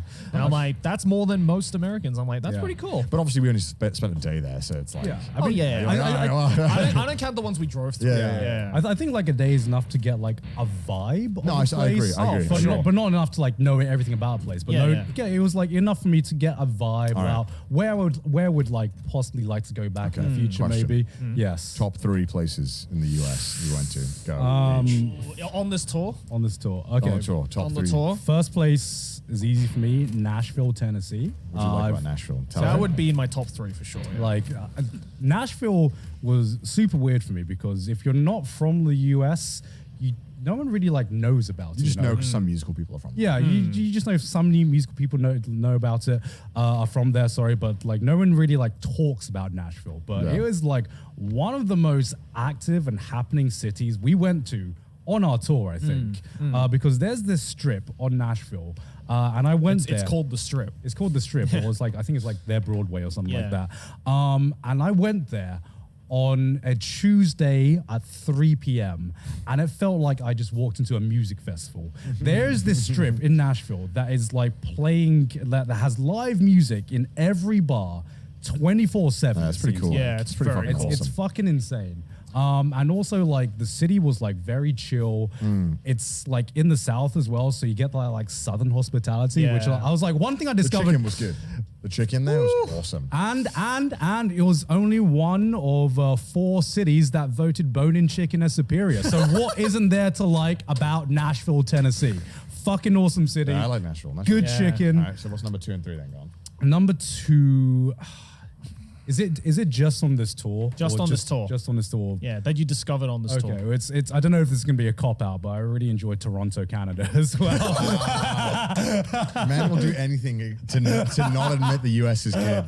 My favorite place in America, Yeah. Toronto, Canada. Toronto, Canada. The only Canadian stuff we went to. No, I really, really enjoyed Toronto, and I'm already like planning to go back there with Sydney. Yeah. Actually, I like Toronto too, but I'm not including it on the list. yeah. You know, well, you said Alright, on this okay, tour, okay. and we Where- technically alright. went there on this tour. What's number 3 then? Number 3. I have to think about? We'll come back to you. We'll come Yeah. back to you. Okay, Joey. for me, it's like in no particular order. Nashville, Tennessee was sick as fuck. Yeah. I really like Denver, Colorado. Okay, Just because like it kind of has like it weirdly reminded me a lot of Melbourne. Yeah. In the Yeah. sense that it's like, especially like in Denver, like in the city, everything is like, you know, it's built up and it's compact, but like there's a lot of things to do in a really small vicinity. Like you could walk Denver Yeah. if you wanted to and like explore it and stuff like that. And it was really fucking dope. Yeah. And then I really like Seattle. I was going to say Seattle. Seattle as is well. sick as fuck. Because I remember going there. I loved the culture of Seattle. Yeah. You know? It's kind of like it's kind of like a good mix. It's like a good mix of like West Coast, Yep. without like, but I think they've got like their own flavor than say San Fran and LA. Yeah, you know? we went down to those like famous markets. Yeah, the market. Yeah. Yeah, and like I don't know about you guys, but like it gave me like a weirdly European vibe. Yeah. In like a weird way. Like it was Yeah. clearly still like American, right? Yeah. But like Yeah. the markets themselves and like kind of the atmosphere and the vibe of just that little area, Yeah. like near the water, was very European. I'm like, this is kind Seattle of was cool. I It's will, really weird. I will say though, Yeah. I probably wouldn't include Seattle on the list because I've been to Seattle several times before because I have family there. I really, really like the city, but when we went there, weather was perfect. Yeah. Weather was perfect. Oh, right. I've been to Seattle before, raining? and it was raining basically every day. Right. And I it was, love rain. I fucking so despise British of rain. you. Okay. I kind of, I was Like- like, kind of want the rain. Honestly. Oh, another place I actually quite enjoyed, which I've been to before, but this time around I had a really, really fun time, was Chicago. Yeah, I was going to say, so my top three, in no particular order, Chicago's probably on there. Chicago Yeah. was fun. Hate to say this to piss off New York people, but it was like New York, but better. I know that's gonna trigger so many New Yeah. York people. It kind of had like all the cool aspects of New York, at least the central part. Yes. I didn't go to the scary parts, Yeah, obviously. yeah. But the town, like the downtown and the center of it was amazing. I thought it was Yeah. sick, and the food was awesome. Yeah. Except people kept trying to sell me drugs. That kind of sucked. Oh yeah, of course. Chicago, Seattle for sure. Yeah. Seattle was fucking awesome. I had Yeah. such a good time. Yeah. Seattle as a city is so cool. Yeah, The I way it's agree. laid out is awesome. Yeah. Really, really walkable. Again, it reminds me of Melbourne. Great food. Yeah. I had awesome fucking food Oh, in the- Seattle. With the seafood I had there was seafood just there was so good. Had king crab, so good. Yeah. So good. I actually, go for it. and then third city, that's a tough one to put on. I'd say I actually really enjoyed Austin. Yeah, Austin Austin's was cool. really fucking I good. was like, because it's weird, right? Austin, because Texas was awesome. actually, like, I noticed that if I like my tier list of like American cities we went to, a lot of like the top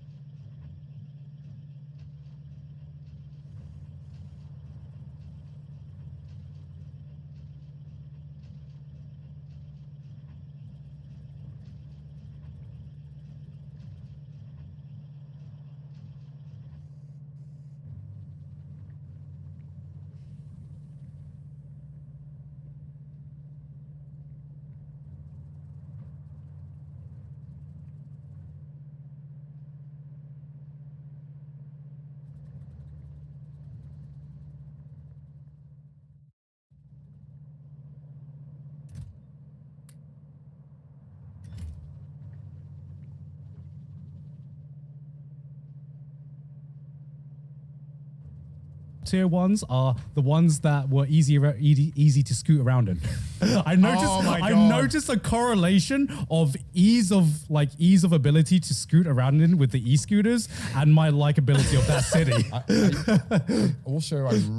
I've been there before, but I really like Minneapolis. I wish we got more time there. I love Minneapolis is like a vibe. We went to this really cool diner. Yeah. I forgot what it was called. Al's breakfast. It was so fucking good. And that vibe in that diner was so fun. Everyone was talking. The staff there was sick. Yeah. Everyone was asking questions. They were like, so you really eat beans on toast in the UK? Yes, we do. You can't get it here, though. I'm like, yeah, I don't want it here. Don't want it. It was so good. I love Minneapolis. Such a cool city. I really the Midwest is fun. I really like the Midwest. The Midwest is Shame about your winters, though. Shame about Ohio as well. Shame about Ohio. Shame about Ohio. Oh my god. Oh man. And of course, it was.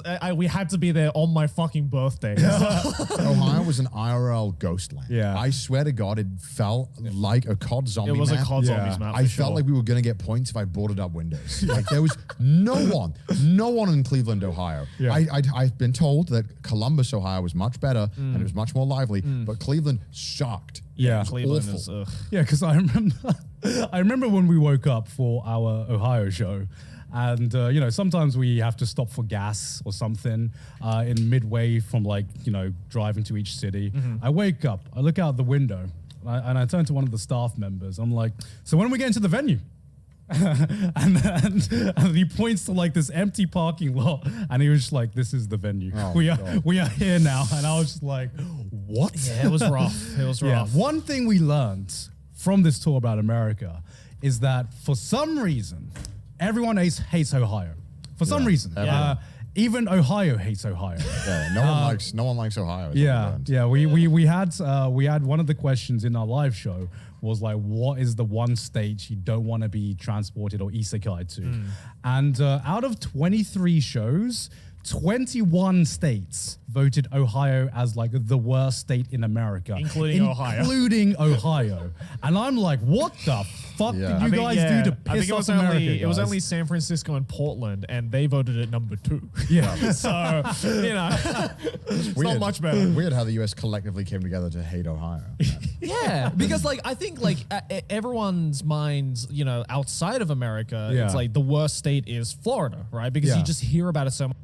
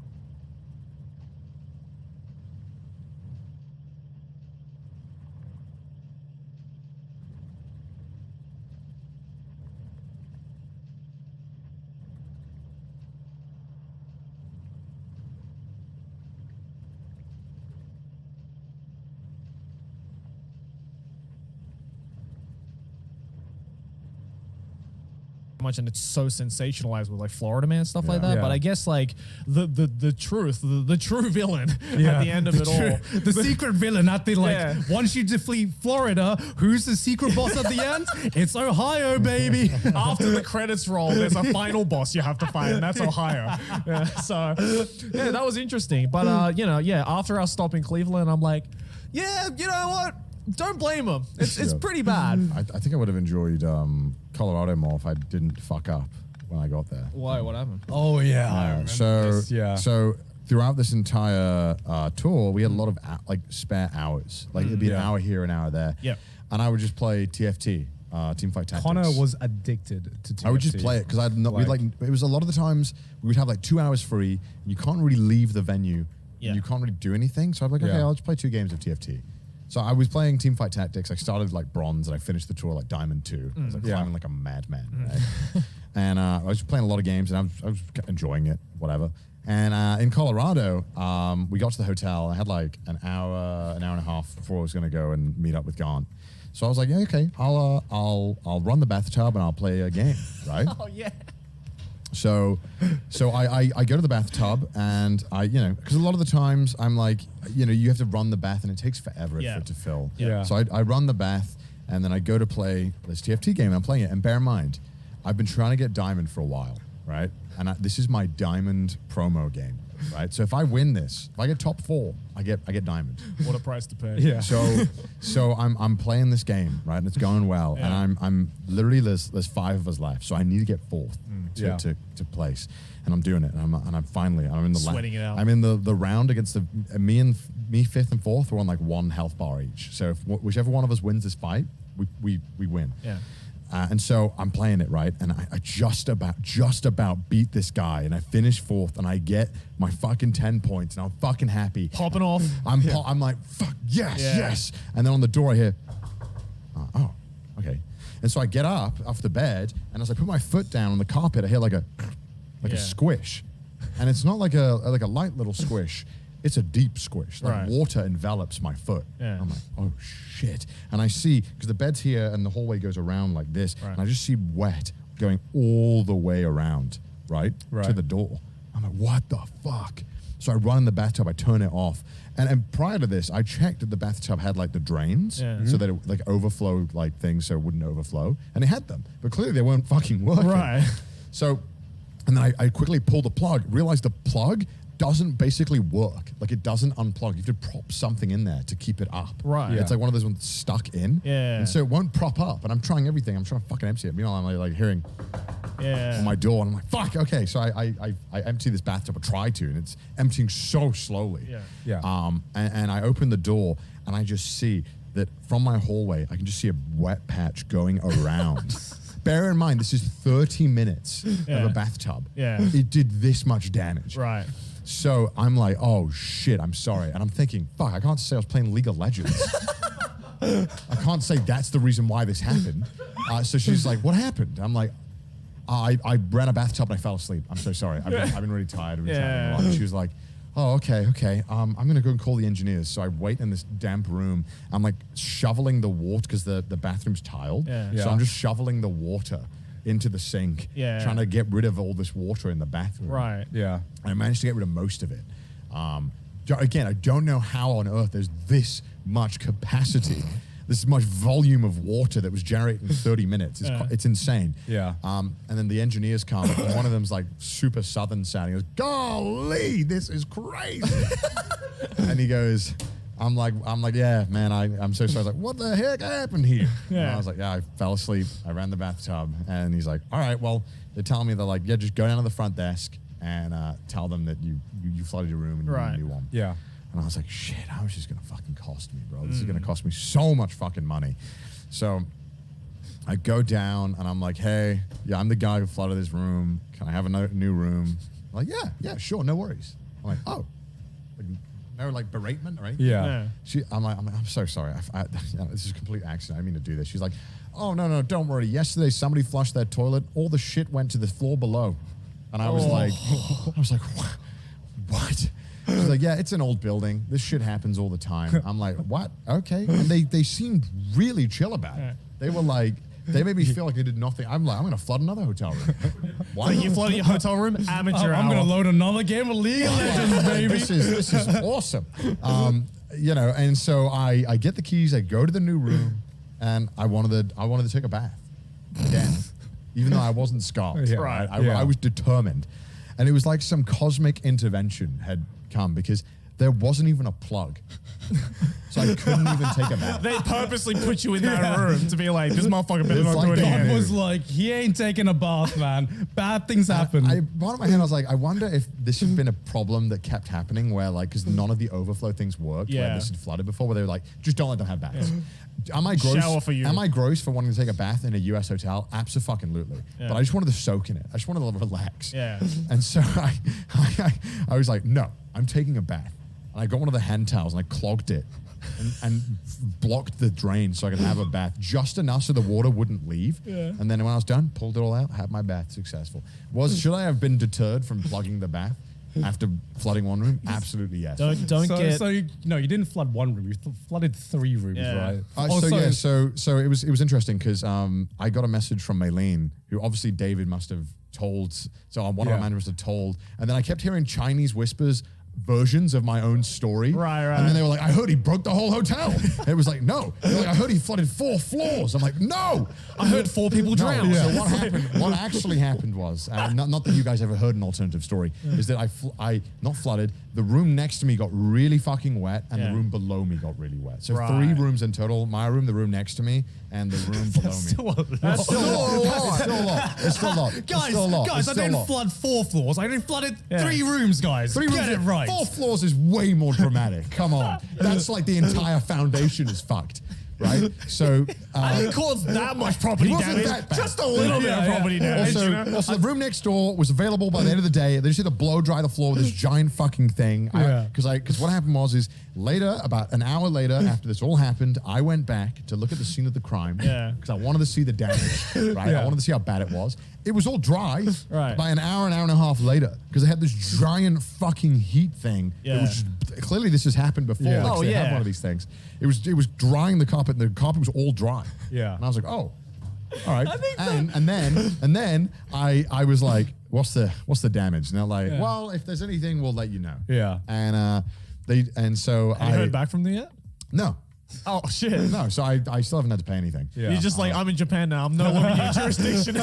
Bro, I was about to fight, like I was about to become Better Call Saul, be like, Your Honor, the bathtub should have drained. There was a drain and it wasn't working. Clearly an engineering There's flaw. clearly a flaw on the design of this bathtub, and this was an accident waiting to happen. Okay, hold on. Yeah, go on. No, I was about to say, the cherry on top of this entire shit cake is just the fact that this happened because you were playing fucking Yeah. League. I think You can't make that shit I up. think my favorite reaction, because I was actually like in a bar because we were, ironically enough, Worlds like 2022 was going on, and we Yeah. were like, I was like, there was a game going on. And I was like, Connor, you want to come to this bar and watch some League with me? And so our tour manager was going to join us as well. And I'd heard that because the room was booked under her name, she had heard that one of her talents that she was taking care of had fell asleep in the bathtub. So then the story kept changing. Apparently, I'd fallen asleep in the bathtub and flooded the room. And I was like, what the And fuck? so she was like panicking, be like, "Oh my god, Connor, you okay? You hurt? Are you like, oh, did anything happen?" And she was like, "Yeah, I was playing." No, League of Legends." no. She goes, oh my God, what happened to you? Okay. And I texted her back. I'm like, yeah, what's up? Like nothing happened. Yeah, she's like, I heard you flooded the hotel. I was like, oh yeah, that did happen 2 hours ago. Yeah, I'm fine. Yeah, I'm fine. I was playing League of Legends. She was like, I heard you fell asleep in the bathtub. And I texted her, I'm like, yeah, so I was actually playing League of Legends and I lied because I didn't want to seem like I was an absolute fucking idiot. But that's what happened. So You grabbed the dub in the League of Legends and then you took an immediate L. But they were very kind. They were very kind about it. Again, all the hotel staff was super chill about it, and I really I appreciate it. just want to know what kind of shit happens on a daily basis in that hotel. If this is something that's like, whatever, Dude, minor inconvenience. I am sure the weirdest fucking shit goes down in hotels. Oh, I'm hell sure, yeah. Like, I'm sure every hotel manager has like a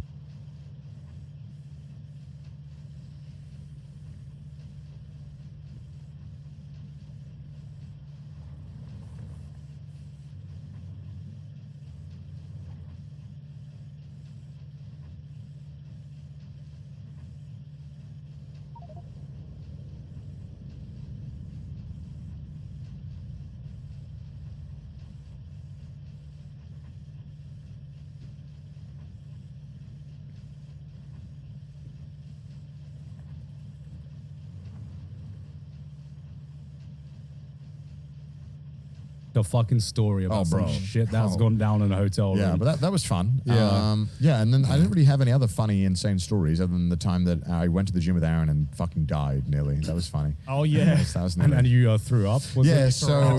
so I don't know what it is. I have exercised a fair amount. Yeah. But obviously on the tour I hadn't exercised in like 3 weeks, right? And I have this thing that I don't know when to stop. When my body is telling me to stop, I'm like, yeah, but that's just like baby shit. I'll just keep running. Yeah. And then I always regret it because I realize I've ran past a certain point of like no return where my body will now not feel good. And I will actually have like fucked my body up. Right. So we started, Aaron was like, let's go to the gym. I really want to go to the gym. And so how this all came about is the night before, I was like, yeah, let's go to the gym, Aaron. But we were kind of having like a few drinks and stuff, and I woke up the next day and I didn't really want to go to the gym anymore. Yeah. And so I showered, and I came out of this room, and in the corner, Aaron was just sitting there on the couch. He was like, so you've showered, huh? Not going to the gym anymore? And I was like, no, I'm still going. I just wanted to shower up for the gym. Just wanted to freshen up before sweating. Just wanted to freshen up a little bit, you know. I just sue me, all right? I was like, let's go to the gym right now. So I was like, fuck.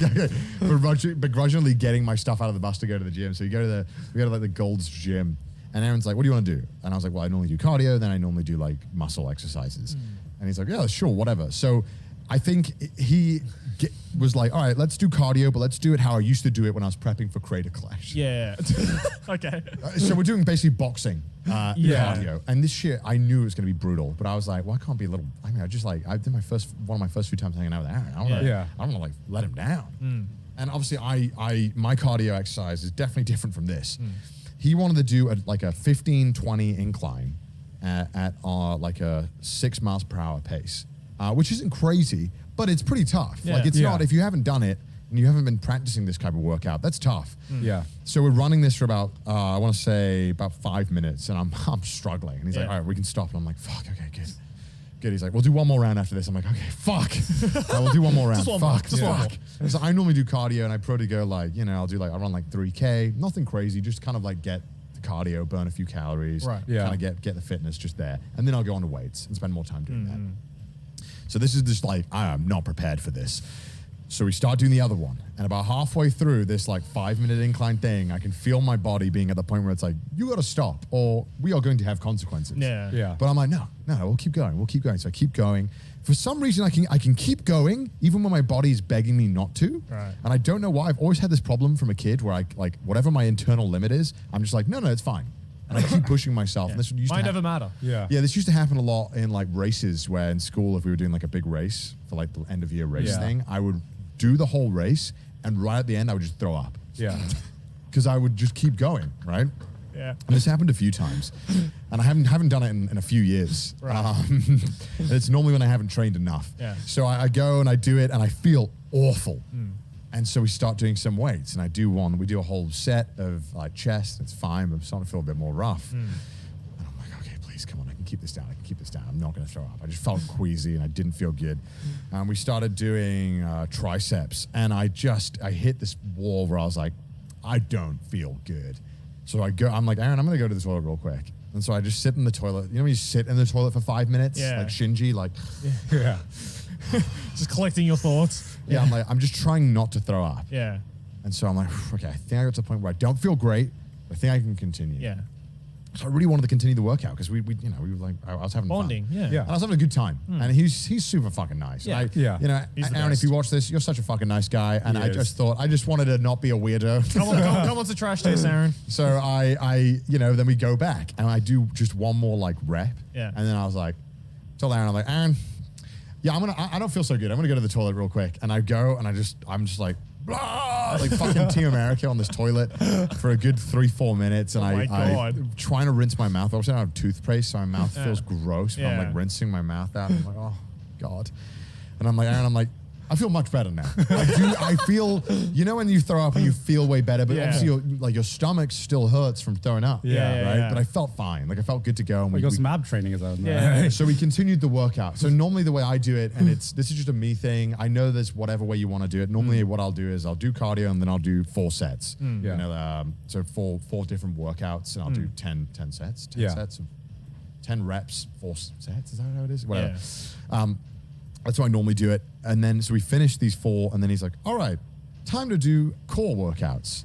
And I'm like, oh no. I don't think he realized I threw up. I thought I made it clear that I did, but I don't think he realized. You just like breathe in his face, being like, no.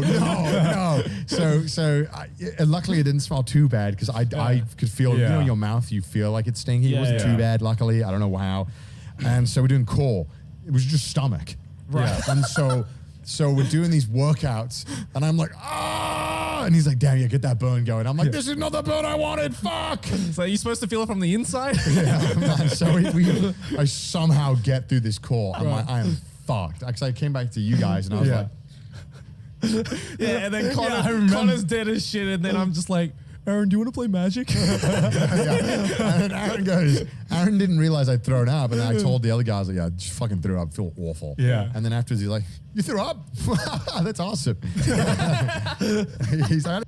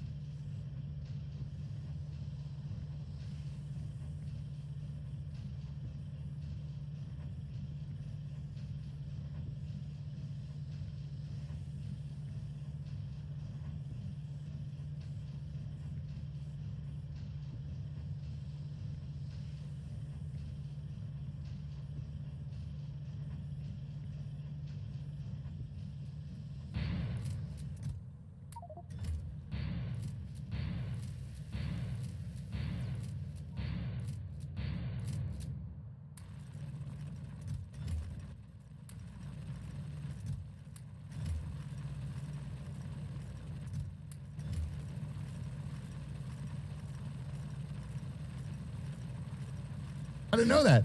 Yeah, I was like, I was talking to him. I was like, I thought he just took a shit, man. I thought he took a shit and just felt better. It's like mid-workout. It's like, I gotta empty myself out. At least I'm happy I got a workout done. I try my best to do some workouts. And the tour total, I only got 2 workouts done over like a month and a half. But you know what? But you know what is impressive about that, and the entire tour for that matter, is that we all found out not too long ago. Somehow, God forbid, maybe some divine intervention came in. We all lost weight. I don't know. Yeah. I was. I don't know eating how. a lot. I thought for sure. I call it the hamburger diet, you know. Bro, it's a new diet. It's like keto. Get the fuck out of here. I ate like a whole I ate family everything pack. on the food chart. Yeah. I had like a family pack of Doritos every night. Yeah. Every night. Oh, because like every place we'd go to, right? I swear to God, every fucking place. So we tried to like go to as many like local chains, try all the local foods. Every like American food is either burgers or meat and cheese or fried stuff. Yep. There's Pizzas, nothing else. hot dogs. Pizzas, hot dogs, just like the most unhealthy food you can imagine. And at the beginning, I was like, yeah, let's do this. I'm traveling around America. Let's try all the local fucking dishes. For sure. By the like end of the tour, when we'd like talk to like the fans and they'd be like, "Yo, have you tried this burger joint?" I'm like, I'm getting to the point where fucking all burgers taste the same now. I'm like, please do not recommend me a burger joint right now. I will literally throw up. Okay. Yeah. Fuck, man. I had so many hot dogs as well. I was trying to try every like local hot dog style. Yeah. Yeah. And some of them are god tier, dude. Yeah. I like the Chicago, Detroit, and DC hot dogs. So good. Yeah. But I will say, there's a lot of overrated things. I think the most overrated thing in America is chicken and waffles. I think it's so overrated. It's not that good. Yeah, I mean, like I had chicken and waffles a couple of times. Yeah, we had it in North Carolina. North Carolina. I had it in Mississippi as well. Yeah, we had it in some other southern states. I had chicken and waffle, and my body has never been more confused. Oh, bro, in it my felt life. like I was dying. It was like sensory overload. I was just like, am I having breakfast, lunch, or dessert? I'm so like my body The was answer just is yes. Yeah, my body was just like, what is why am I having breakfast, lunch, and dessert at the same time? This is not a taste profile I am like I will like at all. I don't know. Yeah. I love chicken tenders so much. What is chicken waffles? It's It's exactly exactly what you think it Chicken on is. waffles. It is Okay. a waffle It's with chicken, fried chicken. fried chicken On top of waffles with syrup. with syrup on Oh my top. god! yeah. Yes. Like Southeast Asians discovered American food. Take the chicken, not the waffle. it was insane. And like, it's cool as like a novelty thing, right? Being like, this is something that is like very American and whatever. And the first time I had it, I was like, okay, yeah, this is actually kind of bomb. It's Yeah. pretty good, but holy shit, I feel like I just put on like 17 pounds just I from love- this Yeah. meal. I love chicken tenders so much. Yeah. American chicken tenders are like next level. It is. They're so good. It's so good. We had like chicken tenders at the Nashville hot chicken places. I can't remember which one it was. It was Also like, the one that like Charlie got us in Tampa as well. yeah, Like, we that had was so we had good. oh bro, they're know, nuts, dude. I'm nuts. I'm about to go off, by the way. I'm about to go Chicken off. tenders are so fucking good, dude. for American, America. I have a message for Americans, okay? Go on. Because I understand now why these two think all chicken tastes the same. Why is that? Because every time you fucking eat chicken, you only eat chicken tendies. I'm like, there is more to chicken, Americans, Bro, than chicken- fucking chicken tendies. chicken I'm so tendies, fucking bro, tired they're of so good. chicken tendies. They're so good. I'm like, you guys don't seem to eat anything. Like every time we got like a Love it. recommendation for a chicken joint, chicken tenders. people are like, yo, like Raising Cane's is like so much better, and some people are like, yo, Chick-fil-A is so much better. I'm like, it's all you're just eating Chick-fil-A chicken doesn't do tendies, man. They don't do tendies. It's either Their tendies their or nuggets are good. nuggets. I'm like, it's Chicken tendies are god tier, man. Actually, Dude, Raising I Cane's, shit. I could eat chicken tendies every single day. Oh, 100%. Every single day. They're so fucking 100%. It just- honey mustard, those sauces they had, bro. Nuts, dude. it just like annoyed me to no ends. Like every time we'd go to a chicken place, what are we having? Chicken tendies. I'm like, do you not have wings? Do you not have the thighs? Do you not have the fucking do you not have the legs? It's just like there's so much to a chicken. And every time it was like they were like, yo, Raising Cane's god tier. This is so It much is. better It than is. the other place. And I'm like, it's all the fucking same because all you're really judging is the sauce. You're not even judging the sauce of Raising fucking Cane's is chicken. nuts. The Like sauce that's is a- No, What do the you chicken mean? quality was good. It was good quality. it's like, I think like most of the chicken places we went to, the chicken quality was kind of the same. So the only thing you were kind of judging is like the sauce, right? The chicken quality at that local Tampa one that Charlie got us was like the so good. chicken itself tasted Oh, so much moist. better. It was like the perfect moistness. It wasn't too much batter, but there was a shitload of chicken and the sauce. Oh, But I heard you like Hershey's chocolate. Is this true? No. Oh, Sydney said you love Hershey's. When did she say is that? love a strong word? 2 days ago. 2 days ago? Yeah. This is true. Gone. That's a lie. Oh, that's slander right there. I was just like, when did I ever say that? I was like, God has some awful shit takes, but that'd be up there. I think I understand why though. Fundamentally, why Gant was so sick of chicken tendies, because he doesn't eat sauce. I do try the yeah. sauce. So but, like, he only has the chicken tendies to without judge. The sauce is like, what the fuck? What are you doing? Don't even bother. But like, there's so much to chicken. Like here's the thing why I don't like chicken tendies, okay? Or no, it's not like I don't like it, but like I would prefer to have other types of chicken because you remove like one of the best part of the chicken in my mind, which is the skin, because you just like you get rid of the skin. No. And there's crispiness, dude. The crispiness. The crispy batter is where it's at, bro. Oh no! Fuck!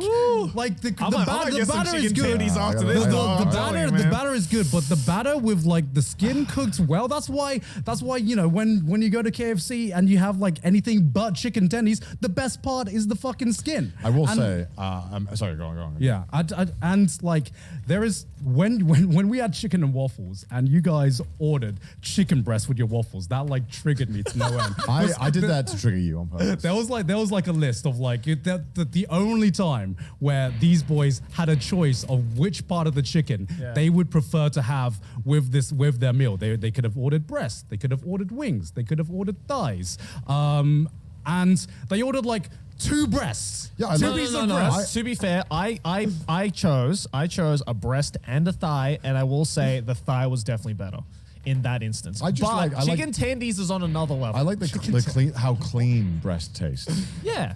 compared to thigh. There, the This cut is is, a the cut good is clean. out of context clip. Fuck, there was something else I just forgot. I'm an idiot. I'm thinking sauce. Think about the sauces. Shit, I had it. I forgot. Something about chicken Oh. tendies. Something about chicken. You know what I think America unequivocally does better than anywhere else? What? Chicken wings. Straight up. Chicken wings are like ginormous in the Yeah, US. they're roided I don't know up. how the fuck they get. Clearly, something is going wrong. The chicken wings are like that in the US, but I'm not complaining because they're huge. Yeah.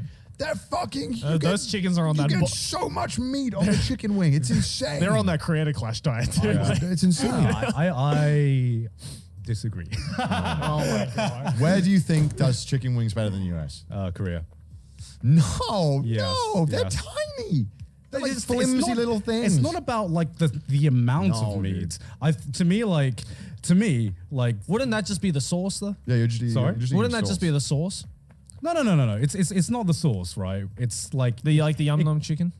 it's like, you know, it can be a mixture between like the meat to skin ratio, the meat to like When I order, the batter ratio. You know, I feel like the chicken wings in America, there's like too much meat that it fucks up with the ratio of like the marinade, right? God. I'm I love Korean fried wings so much, but Yeah. goddamn, do those American wings go hard? Like they go so much harder. I'd say like what I think America does better than anywhere else in the world is barbecue. I was like, I will give American barbecue as the best barbecue in the world. I think America does the best I don't barbecue. know. in I the mean, world. I really want to try like Caribbean barbecue and that kind of area. Yeah. because I know that they have. Well, you and I banging had like barbecue. that the Cuban barbecue. Well, it wasn't really barbecue, but it was like kind of barbecue-esque Cuban food in Orlando. which Do you one it remember was. that? It was like the Cuban restaurant we went to in Miami that was just like nothing but meat. And Yeah, that's pretty good. That That's place pretty was good. that place I was wouldn't pretty really say crazy. it's as well. barbecue, I though. wouldn't say it's barbecue, but it's like barbecue-esque in terms But of like what's there. No, bro. South Korea has good wings. They have the. I'm sure North Korea has good wings too. I don't know if they have any. There's definitely no meat on those bones though. Yeah. I don't know why I said that. But What are you talking Look, about? don't get me wrong. You've been in America for too No, long. You're like more better. Yeah, more dude. food equals better. Dude, don't get me wrong, I order from. Obviously it's in Japan, but a Yeah. lot of these a lot of them are like Korean chains that are in Japan.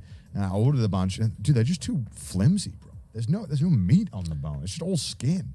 I think the one thing I like about a lot of like American chicken wing is that like a lot of the places, at least the ones we went And to, it's not fried chicken. It's not fried chicken for starters, but like the sauce is like separate to the wing, right? So you can like dip as Yeah, I much like that. or as I like little that. sauce as you want. Whereas the ranch? yum yum ranch, whew, but like the yum yum chicken, doesn't for like example, sauce. For example, in South Korea, It depends on the sauce. I okay. do not like ranch. Okay. Okay. You This is don't I like don't like ranch? ranch. Okay, I don't You're a like clown, ranch. God. You're a I clown. don't like ranch. That's why I don't belong in You married America. a Midwestern girl. How can you not like ranch? is it even possible to not like ranch? But I'm just like, is there more sauce than just ranch? Because No, I'm like, you don't need anything They don't else. need to be. I'm not saying there's so much more variety in like other countries. It's not Okay. just all about one fucking sauce. Okay, let's go through it all then. Honey mustard, yeah or nay? Yes. Yes. I like Okay. honey mustard. Okay. Yes. What else? What other condiments can you eat with a chicken wing? What other condiments can you eat with a chicken wing? You don't like barbecue. I actually do. I mean, I literally just said American barbecue. I think barbecue works better with like beef and pork rather than chicken. Like I said, I prefer like there's a lot of like Thai chicken wings as well with like it's a very sour, spicy sauce. Right. I like the Korean chicken wings as well with like a little bit of sweet. I like spicy stuff. Okay? Buffalo sauce? I do love buffalo sauce. Buffalo wings are the goat. That's the best I wings just in don't want America. them to drench it too much. Yeah, that's what I don't like about buffalo sauce. Is like when it's Sometimes drenched, it's just too much. They go too hard. But I don't get it because you drench it in the sauce and you No, drench it in no. the ranch Yeah, anyway. no, What's yeah, the 'cause- difference? No, the ranch you need to drench it. Because ranch is great. Because ranch is amazing. I could drink ranch. It's so good because buffalo sauce? you can eat the buffalo sauce and then you want to mix it up. You're like, dip it in some ranch. Yeah, Give it a you different can do flavor. buffalo and ranch mixture. Boom. I'm like,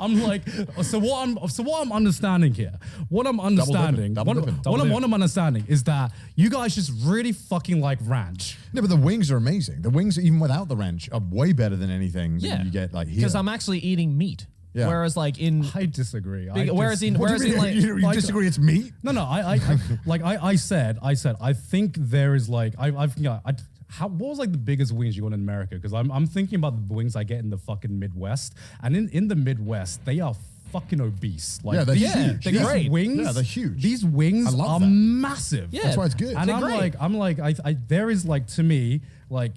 Well, you guys eat chicken breasts, right? So I'm just kind of realizing you fucking love the white meat. You fucking love White meat that is shit. fucking good. that's what I love chicken. I like a mixture between like, you know, the skin as well. I like a mixture between having the marinade on it. It's not always about fried. Sometimes you grill it as well. That's why And I love like the massive chicken wings though, because there's so much meat on one chicken wing. With one chicken wing, you can like mix and match the sauces around, being like, all right, first bite, I'm gonna put some ranch on it. Second bite, when they buffalo. dry rub it as well Dry before, rubs? and it's just so good, dude. Shit. Because okay, do you dip your chicken wings in the sauce? Sometimes, not every Sometimes. time. Yeah, because to me, chicken wings are like, you know, chicken you dip in pre-marinated. pre-marinated. Yeah. Chicken you dip in the sauce is fucking chicken tendies. It's nuts, right? No, Because what there's no the fuck? bones. No. There's no bones, right? The reason I like bone No, chicken. the one with the bone. Yeah, the one with the bone. Like the drumsticks, I you just can put dunk it, it you in. dip it in the sauce. Oh, you're talking about drumsticks. I thought you were talking about wings. Yeah, you do wings as well. You can do in the wings sauce. as well. Yeah, but like Like that's- if you can't get it in the container, then you get the container, you like pour it on top, Or you and just, then like, you fucking yeah. bite into it.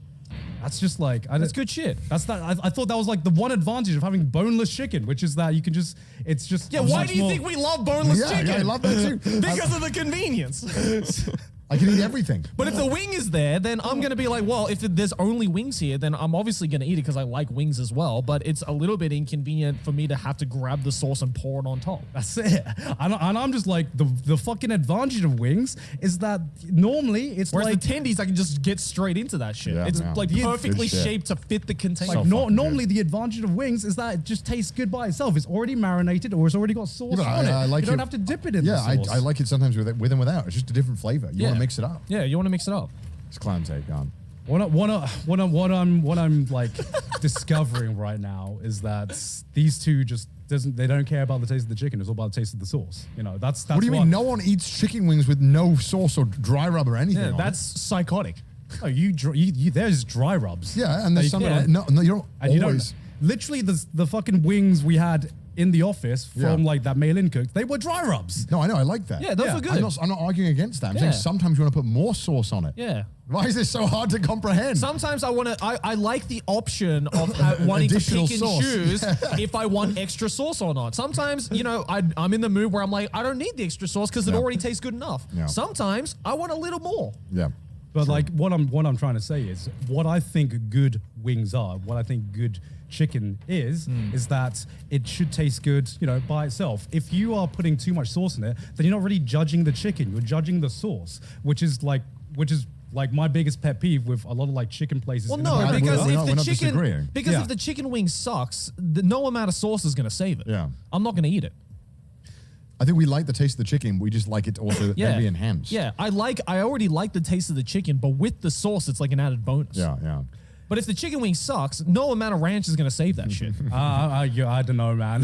With the amount of ranch I see Americans put on their chicken wings, it just seems like putting a shit ton of ranch is not a choice. It's the default, and that's one And thing. you know what? I'm glad. That's what it I tastes saw. fucking great. Americans. That's what I saw. Ranch. It's not even about how good the wings are. It's about how much sauce you put on it. And I'm just There were like, multiple times throughout the tour where all I had to say was ranch, and I got an entire crowd chanting. Everyone loves ranch. Everyone loves ranch. It's in fucking America. awesome. It's great. I don't like ranch. Well, luckily you're not everybody, Gar.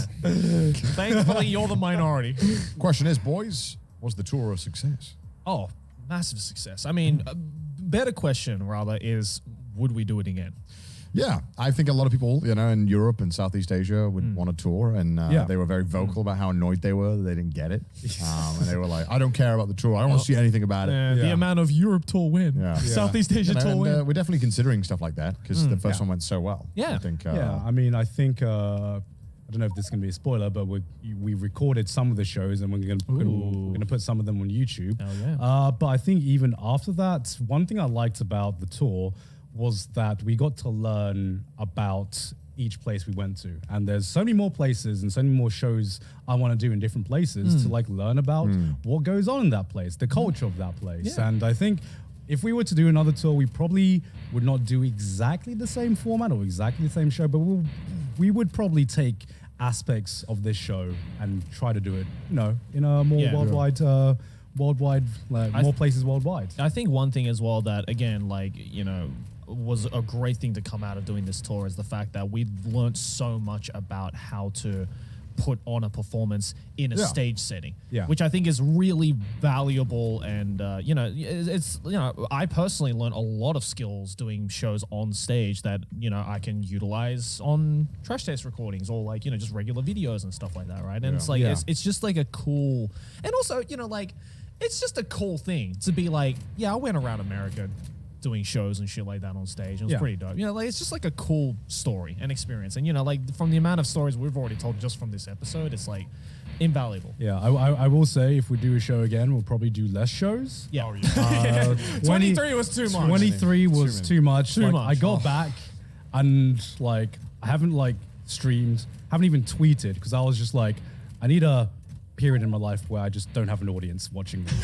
I was like, I just don't need an audience right now. And I was just chilling out, just doing nothing.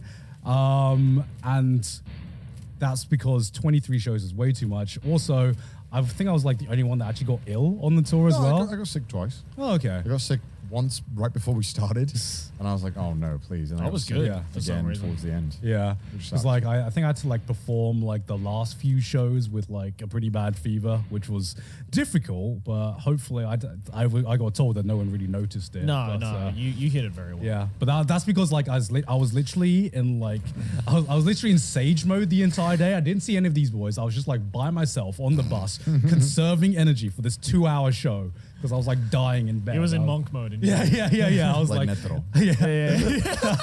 I was gathering energy. I was like, you can do this, John. You can do this. So yeah, 23 shows is a lot. Probably to do less shows, but I would definitely want to do more shows Oh, around hell the yeah. world. Yeah. Hell yeah, for sure. So, I enjoyed it. Yeah. I enjoyed it. It was just too long. yeah. Yeah. But the past last week and a half, 2 weeks, I was kind of like, all right, I'm ready I'd rather go home now. Yeah. I'd go back to Japan. Yeah. I miss Japan. Yeah. I Yeah. think I'm just glad that like, you know, because again, this was our first tour, right? So I think we, all three of us weren't really too sure if we were going to like Bro, I did not know what to expect. actually experience it. Like nothing, you know, just we'd heard from other people about like how tours went, but it's like, you know, not every tour is the same kind of thing, right? So, you know, I was just hoping, I'm like, please, I just want to come out of this tour liking what I went through. Yeah. And luckily I did. So Yeah, I think it was like awesome. It's like, you know, I think a lot of YouTubers and streamers, whatever, they often get in the trap of like never leaving their house and you're just making stuff in your home. And Yeah. I feel like you miss out on a lot of really cool life experiences that could enhance maybe even your content or how you view the world. Oh, for sure. And allow you to learn and expand your horizons. You know, I think traveling is one of the best ways to just kind of open your mindset a bit and learn from other cultures. Yeah. And so I think it's if you get the opportunity to do it, you should always do it. I genuinely learned a lot about America this trip. Yeah, I did. I feel like I know a lot more intricacies of the US now. Yeah. And how states view each other and how they interact and how states Definitely. what they're proud about, what they love talking about. Yeah. And I think I speak for all of us when I say this, that you know, we're really grateful to everyone who took like a gamble on us, essentially, because we'd never toured before. There was absolutely no reason that this was going to be good. There was nothing to tell you that it was going to be a good show. Yeah. You know, and a lot of people spent a lot of money, spent a lot of time. Like we're driving, you know, 4 or 5 hours to come to these shows, and we're buying hotels and buying a lot of tickets, and you know, just at the opportunity to see us and maybe hopefully have a good show. And they had no idea it was going to be good. Yeah. And I hope that we think that you know, everyone who came, that we made you proud and that you enjoyed the shows. Yeah. And we really, really appreciate the support. Yeah. I think it. You know, it just kept blowing me away every time everyone was like, man, I traveled 5 hours to get here tonight just for this. And it's like, Yeah. God damn, dude. Yeah. That's crazy. fuck, Thank you. I would not travel 5 hours to see I would me. not. I would not. Fucking- would not travel 5 hours for me. Yeah, Yeah. because at the end of the day, you know, all we wanted to do was put a good show for you guys. Yeah. You know, and that was the only worry that we had. And you know, we did our best, and we saw how well it was received from you guys, and that's fucking awesome. Yeah, there's definitely Yeah. some shows where I'm like, I'm just too tired. But then you get to the Q&A and you see how excited everyone was. You're like, Yeah. all right, well, I got to put on the fucking good Yeah. show. Yeah. No, I don't want to let these people down. Got to do it for Yeah. these beautiful I gotta boys do it, already. Yeah, I know. Yeah, Like everyone was so every nice. time I saw that crowd, I was like, I just don't want to disappoint. I Yeah, just yeah. don't want to disappoint. Yeah. And no matter how ill I was or whatever, I'm just like, I figured out that if, you know, when I see people and I see like the dedication and just like how you guys were just so excited, I was just, something awoke, and I was just like, I just really, really want to Yeah. make this a good show. Yeah, I hope and- we yeah. delivered. Yeah, I hope everyone who came to the show had a great time and it was Yeah. worth your Yeah. money and time. Yeah. And maybe another tour soon. Who Yeah. knows? We'll figure it out though. If we do, it won't be America again. Yeah. Right. Well, not right away. Yeah. Europeans and Southeast Asians are like, Yeah. finally, my time is here. Yeah, I mean, I would love to do the show again and find out more about Europe and Yeah. Southeast 100%. Asia. Yeah. But yeah, guess for that hey, was- look at all these fucking patrons though. They're Oh, also it's been a supporting while. us. Hell yeah. It's been a while since I've said this. Jesus Yeah. Christ. But hey, if you want to support us on Patreon, then do so by going to patreon.com/trashtaste. Also follow us on Twitter, send us your memes on the subreddit, and if you hate our face, listen to us on Spotify. And yeah, thank you for your guys' continued support. You've been awesome. Thank you Yeah. guys so much. Thank Yeah. you. Thank you. Really. And we'll see you guys next week. It was actually awesome seeing your faces. Yeah, Phil. finally. Finally. We did You may hate our faces, but we saw yours. Exactly. All right, guys. All Have a right, good see one. ya. Bye. Bye.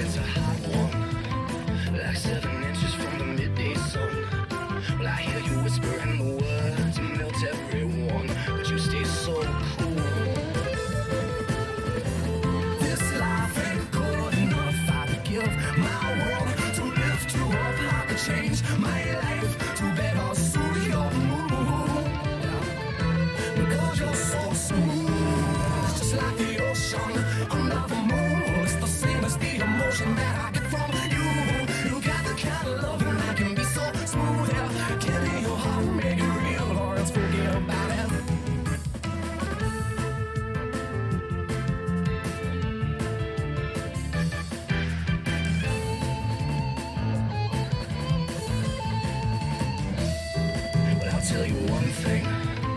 If you leave, it'd be a crying shame. In every breath and every word, I hear your name calling me out. And if you said this life ain't good enough, I would give my world to lift you up. I could change my life to better suit your mood. Cause you're so smooth, and it's just like the ocean under the moon. It's the same as the emotion that I get from you. You got the kind of love that can be so smooth. And give me your heart, make it real, or else forget about it.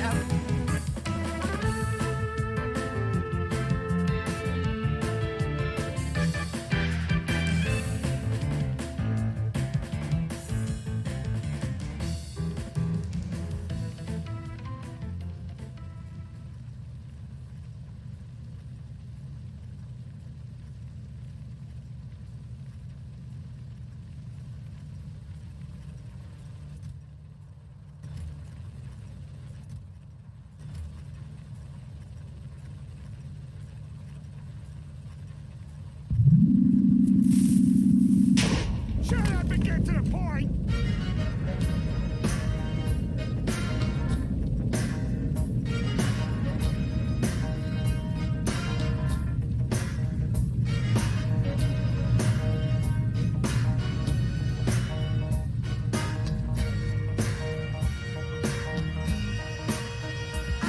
My head toss, check my nails. Baby, how you feeling? Head toss, check my nails. Baby, how you feeling? You would not believe your eyes if 10 million fireflies lit up the world as I fell asleep. God, that's your shoulders off. Keep it moving, 'cause they fill the open air and leave teardrops everywhere. You'd think me rude, but I would just stand and snore. If he don't love you anymore, just walk your fine ass out the door. Sometimes I give myself the creeps. Sometimes my mind plays tricks on me.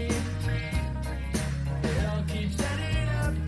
I think I'm cracking up. And if your life won't wait, then your heart can't take this. You heard the news that you're dead. No one ever had much nice to say. We could never like you anywhere you take me from the hospital bed. Wouldn't it be great? It ain't exactly what you planned. And wouldn't it be great if we were dead? Baby, how you feeling? Dead. Baby, how you feeling? 'Cause I get 1,000 hugs from 10,000 lightning bugs as they try to teach me how to Gotta take a dance. deep breath, time to focus on you. A foxtrot above my head, a sock hop beneath my bed. Disco ball is just hanging by a Got a bottle thread. of tequila I've been saving for you. He don't love you anymore. And walk your fine ass out the door. Sometimes I give myself the creeps. Sometimes my mind plays tricks on me. It all keeps setting up. I think I'm cracking up. And if your life won't wait, then your heart can't take this. You heard the news that you're dead. No one ever had much nice to say. We could never like you anywhere you take me from the hospital bed. Wouldn't it be great? It ain't exactly what you planned. And wouldn't it be great if we were dead? Check. One, two. I came into this world as a reject. Look into these eyes, then you'll see the size of these eyes. Dwelling on the past, it's burning on my brain. Everyone that burns has to learn from the brain. In reality, she just made a mistake. I should give her a fake. My heart will ache either way. Hey, what the hell? What you want me to say? I won't lie, then I can't deny.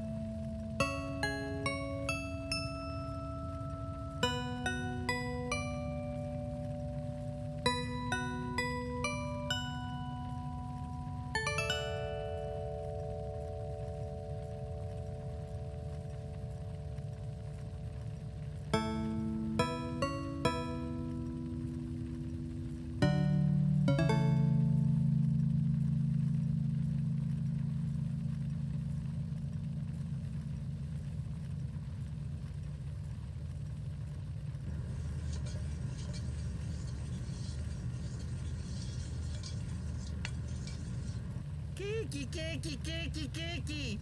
Cookie!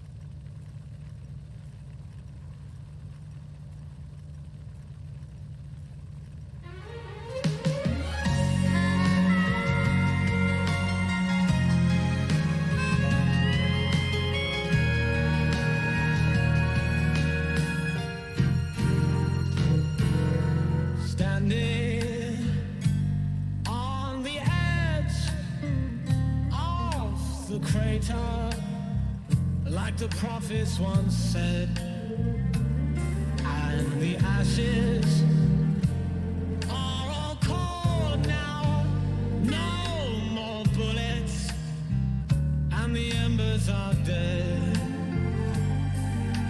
Whispers in the air tell the tales of the brothers gone.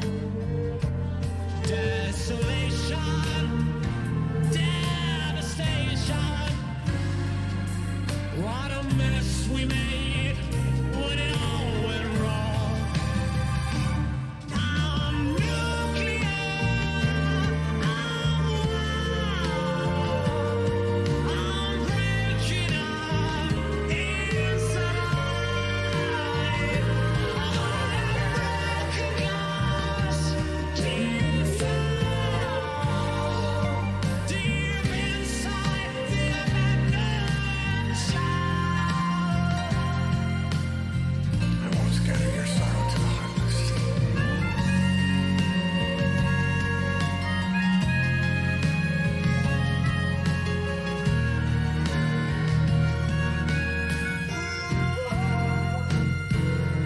Standing on the edge of the underworld, looking at the abyss, and I'm hoping.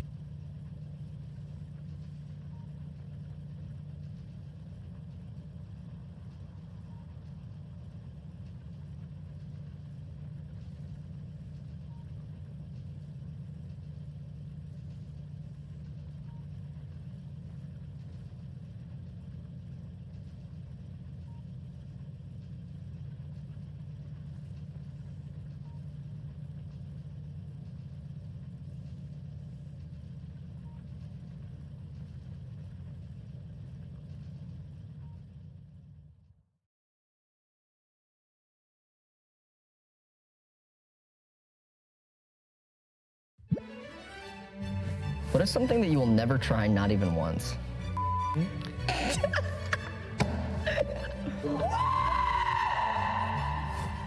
Hey everyone, this guy's Toast here, and this is Two People Talking, presented by Alienware with Team Liquid, and the person I'm talking to today is Michael Reeves. So we're just gonna be having a casual conversation, but during this thing, we're gonna put this toast in, and when it pops, something happens.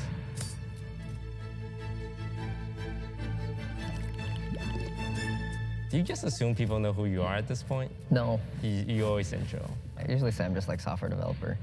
I still stick with that. You don't call yourself a YouTuber. Well, I guess it depends on like who I'm talking to. Like if Uber man says like, there's no fucking way I want to say YouTuber. And they're like, holy shit, my kid watches YouTube. They love PewDiePie. I just go for video editor. Oh, really?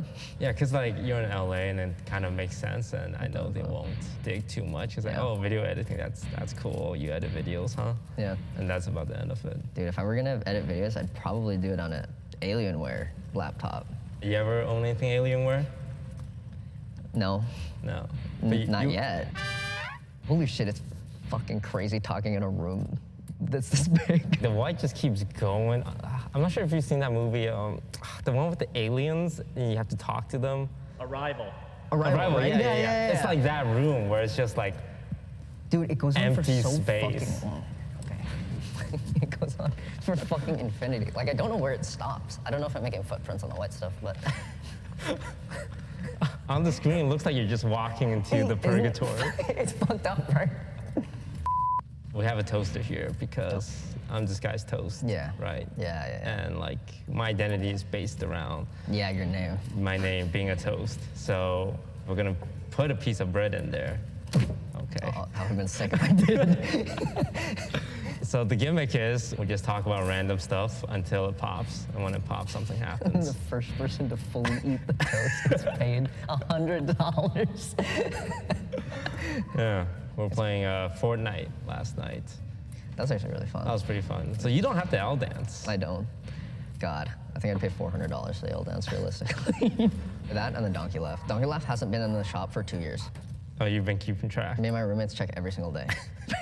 Unironically, we check the shop every single day. Lily was telling me how spell break.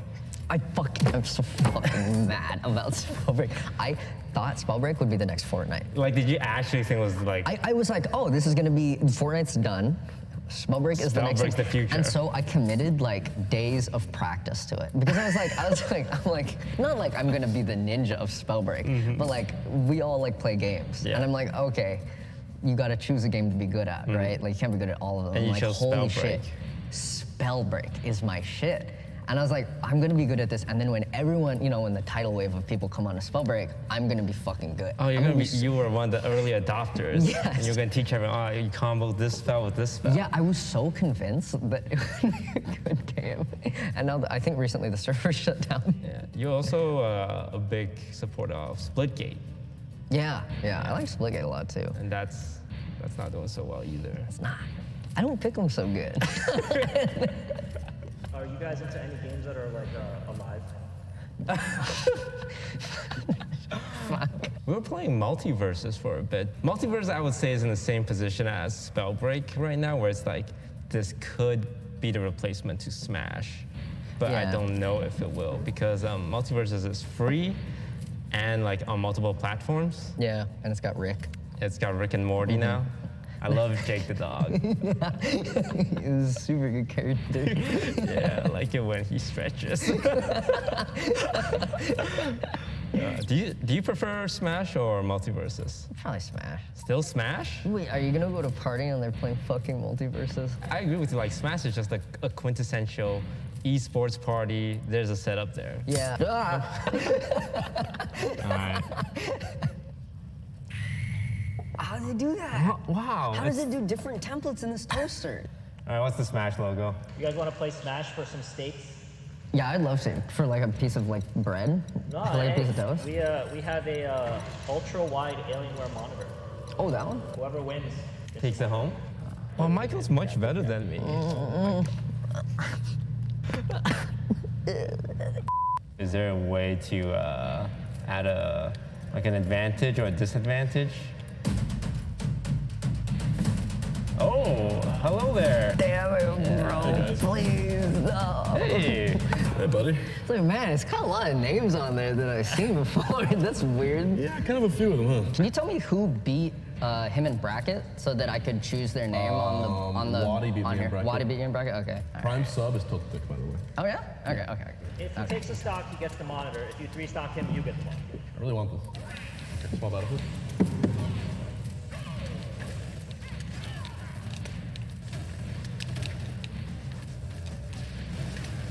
Okay. That would be cool, right? Oh, the ledge guarding. Oh no, he's gonna guard you.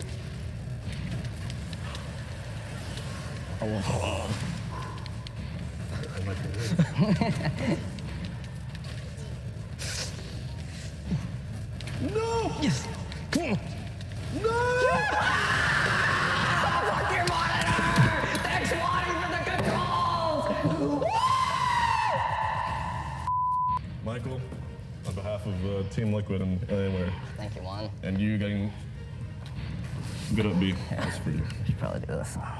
Yeah. Like a diploma? Yeah, exactly. Yeah, like a diploma. Thank you very much. I know you need it really bad. I do. Mine actually turns off like every few minutes when I'm playing Fortnite.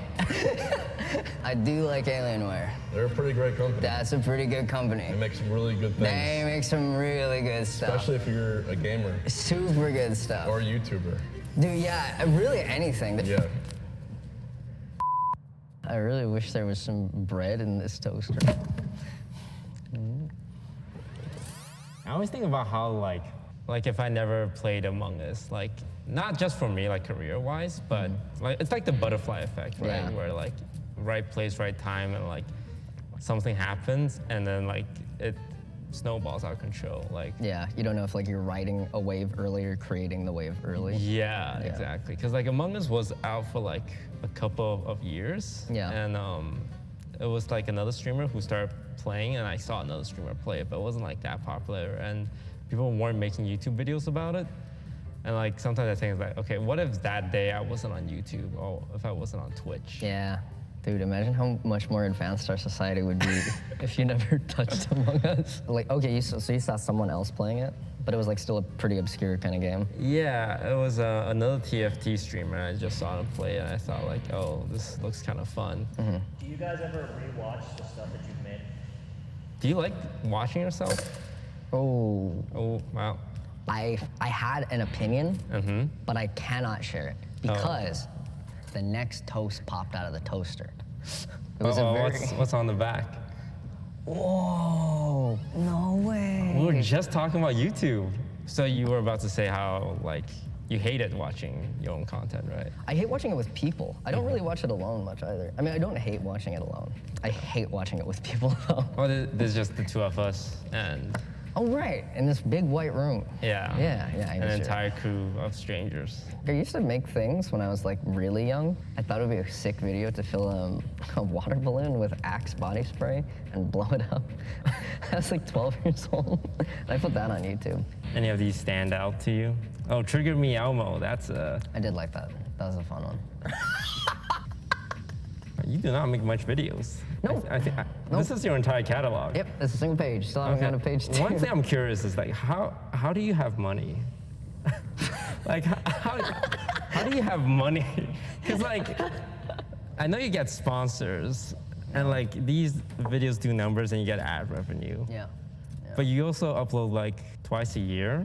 Yeah. And like that's just enough to sustain your life. It's not like not money, but it's definitely like less than if I would consistently do stuff. I think it's less than like a lot of like our, just like, anyone who like does streaming on Twitch. Yeah. And it comes in like fucking bursts, Yeah. It's like sponsorship burst of money. But like I invest it and stuff. Yeah, because you don't have a lavish lifestyle, I would say. Yeah, no, I usually spend it on tools and stuff. Yeah.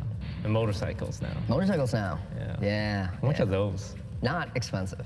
A few $1,000s, like $5,000 for like a shitty beginner one, and then like $10,000 for like I think one that you could probably keep for a long time. Can I look at your first video? Well, not like Sure. 5 million. Have you ever thought to yourself, gee, I wish I had a robot that could shoot lasers into my eyes? Do you think people just went back to see your first video? Or when you uploaded that, did it just pop off? I did pretty well because I put it on Reddit, shitty robots /shitty robots. Oh. And it's like I made a shitty robot, so it will. I didn't like make it for shitty robots, but I was like, it fits. This makes sense. I made it in the college dorm. I turned it in as the project for 2 classes. I turned the laser robot in for a English project somehow. Yeah, your teacher probably didn't care that much. Just like, Yeah, holy shit, you she was made like, a "Whoa, robot. robot." Yeah. And then you did a tutorial? Yeah, I like them. I do like teaching coding, so I did a tutorial. And I finished the laser turret tutorial. I was planning on doing like a whole programming tutorial series, and then I stopped doing that. Yeah, because educational content, like, that's not what people care about. Yeah, I like, learned pretty fast how little people care about the educational content. But some people really do care about it. Like, some people still ask me, like, hey, when are the next C# tutorials coming out? Think you're gonna catch this one? Nah. No? I'm gonna try really hard to, like, look super casual. Fuck it when you're I mean, that one... Oh, I was making eye contact for that one. Right in the duster. Oh, dude, do you think they're gonna do the Jubilee edit? Where it like a super close-up with the fucking thing going down, you see the bread, and like it goes... Dink. You program. I do. I program. You do some of that, yeah. When was the last time you programmed? That time we made that stupid robot dog. That was a super cool dog though. That was fun. You know how there's like private, public, global variables? Yeah. I don't exactly know like when to do it, so I always do it public and global. Because it's like, I mean, if it's always available, then that's good, right? Then it's good, right? Because it's like no one else is gonna like have a problem with it. It's like, oh, there's an extra variable. It's like it's there if you need it, but if it's like private, that means it can't be accessed by other programs. It's like, oh no, I have a problem. I need this, but it can't happen. So why don't they just? Oh, super cold for toast. Damn, that's just fucking words on the It's not even a symbol. It's like think of a logo. That's awesome. Programming memes. Programming memes.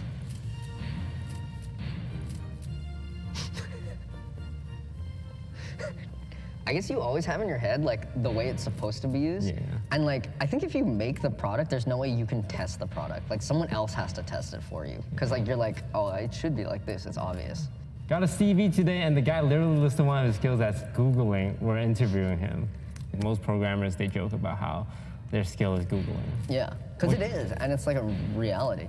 Yeah, because you're never writing code from scratch. It's always like someone must have done it, they posted it online, so you just go and copy and paste it. Yeah, like very few of the times you're like, like writing your own shit. Designers, look, we have similar ideas. No, you so much. See, this is funny because programmers just steal code. I love it. It's called open source, actually. I don't know if there's any other industry in the world where like open source is a thing, and it's kind of like beautiful that someone will just like spend their life doing something and they'll just post it on the internet for free. They don't have like the ambition of success. Like, I'm gonna sell this. I'm gonna make a shit ton of money. Yeah, a lot of programmer brains and like business brains are super different. Never spend 6 minutes doing something by hand when you can spend 6 hours failing to automate it. That shit's funny as fuck. I do that shit all the fucking time. I wrote a web scraper for, I needed metal to test welding on. So instead of checking Craigslist myself, I wrote a web scraper. It took like many hours to write it that goes through Craigslist and checks for posts about metal. So this meme speaks to you. Yeah. My GF told me that I care about programming more than about her. I told her that in the array of my interests, she is number one. She was satisfied. Holy fuck, that's that's a good one. burn. That's a good one. If you have an array start at 0 instead of 1, because it doesn't make sense, like an array starts at 0, but he said 1, which is the second thing in the array. Yeah. So it implies that she is not the most important thing. Yeah. All right, last one. I need 4 professional code writers that can build sophisticated app and social platform. Hard work for an extended amount of time, and no pay up front or guarantee of outcome or pay, but I can almost assure you it'll be worth it. If it's a success, you will be compensated. See, I like this one because it's a new cliche. Yeah. Programmers being approached by idea guys. Business guy. Have you ever experienced that? All the fucking time. Yeah, I actually used to get so many emails about it. I think the emails I get now are ironic, where people are pretending to be that guy. But like so many times they'll like pitch the idea and everything. Oh, I had this one dude, he made me sign an NDA. Like to hear his idea, and I like listened to it and I was like, that's just like a normal idea, man. I can't work on that. He's like, please work on it for free, and you can have half the company. And it's like, I believe this is the final piece of toast we have. Yeah. Wow.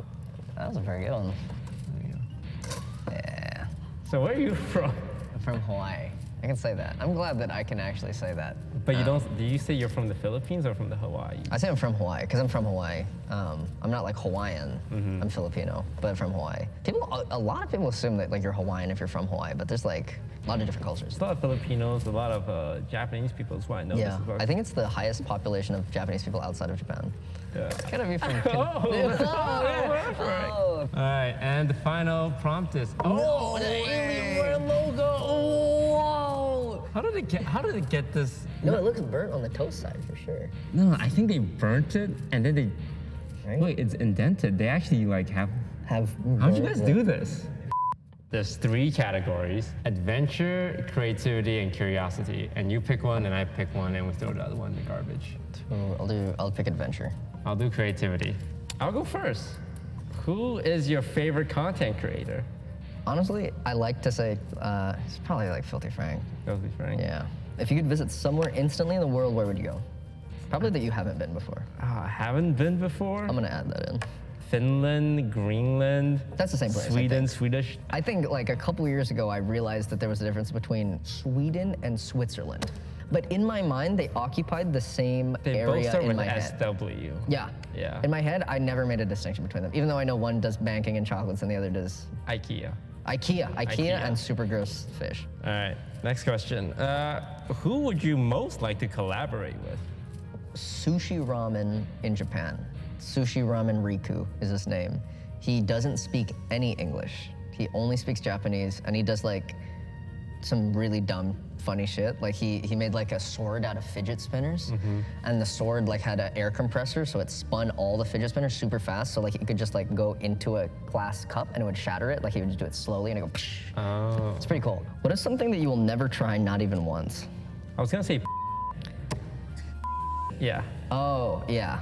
But I'm pretty sure I can be talked into it. What invention are you most looking forward to in the future? AI-driven things, because I think AI will be like not like a standalone thing, but like a platform for which like a lot of new things will jump off. Like kind of like it'll be like internet or like electricity. It's one of those things where it's such a revolution that you would not be able to think of the things that will come from it until like they actually get invented. So I'm excited to see what happens. I think it'll happen in our lifetime. All right, so that's two people talking, presented by Alienware, and with Team Liquid. So thank you all very much for watching. Thank you, Michael. Yeah, of course. For coming. Thanks, Alienware. Thank you, Alienware. Yep. And we'll see you for the next episode. Goodbye.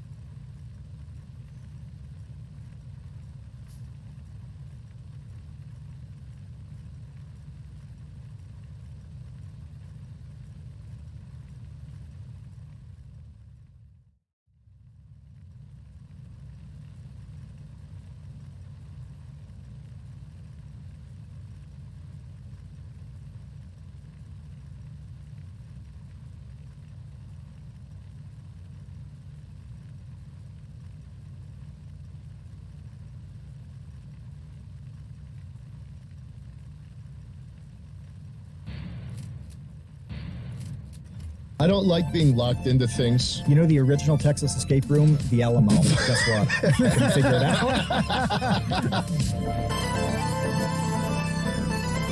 I think I have a very good gauge of understanding what things will feel like in my mouth. It doesn't hurt to get some practice in. Hello? I don't know what to say to that. It's such a strange topic. Hey, welcome to the Create Unknown, the home of Make Something, Mean Something. It is TCU's Day. We are here live on Discord every Tuesday, 6 p.m. Eastern. I am Kevin Lieber, and with me, as always, is Matthew Tabor. Yeah, we've got several good guests lined up for September. Kevin's gonna go into detail on those.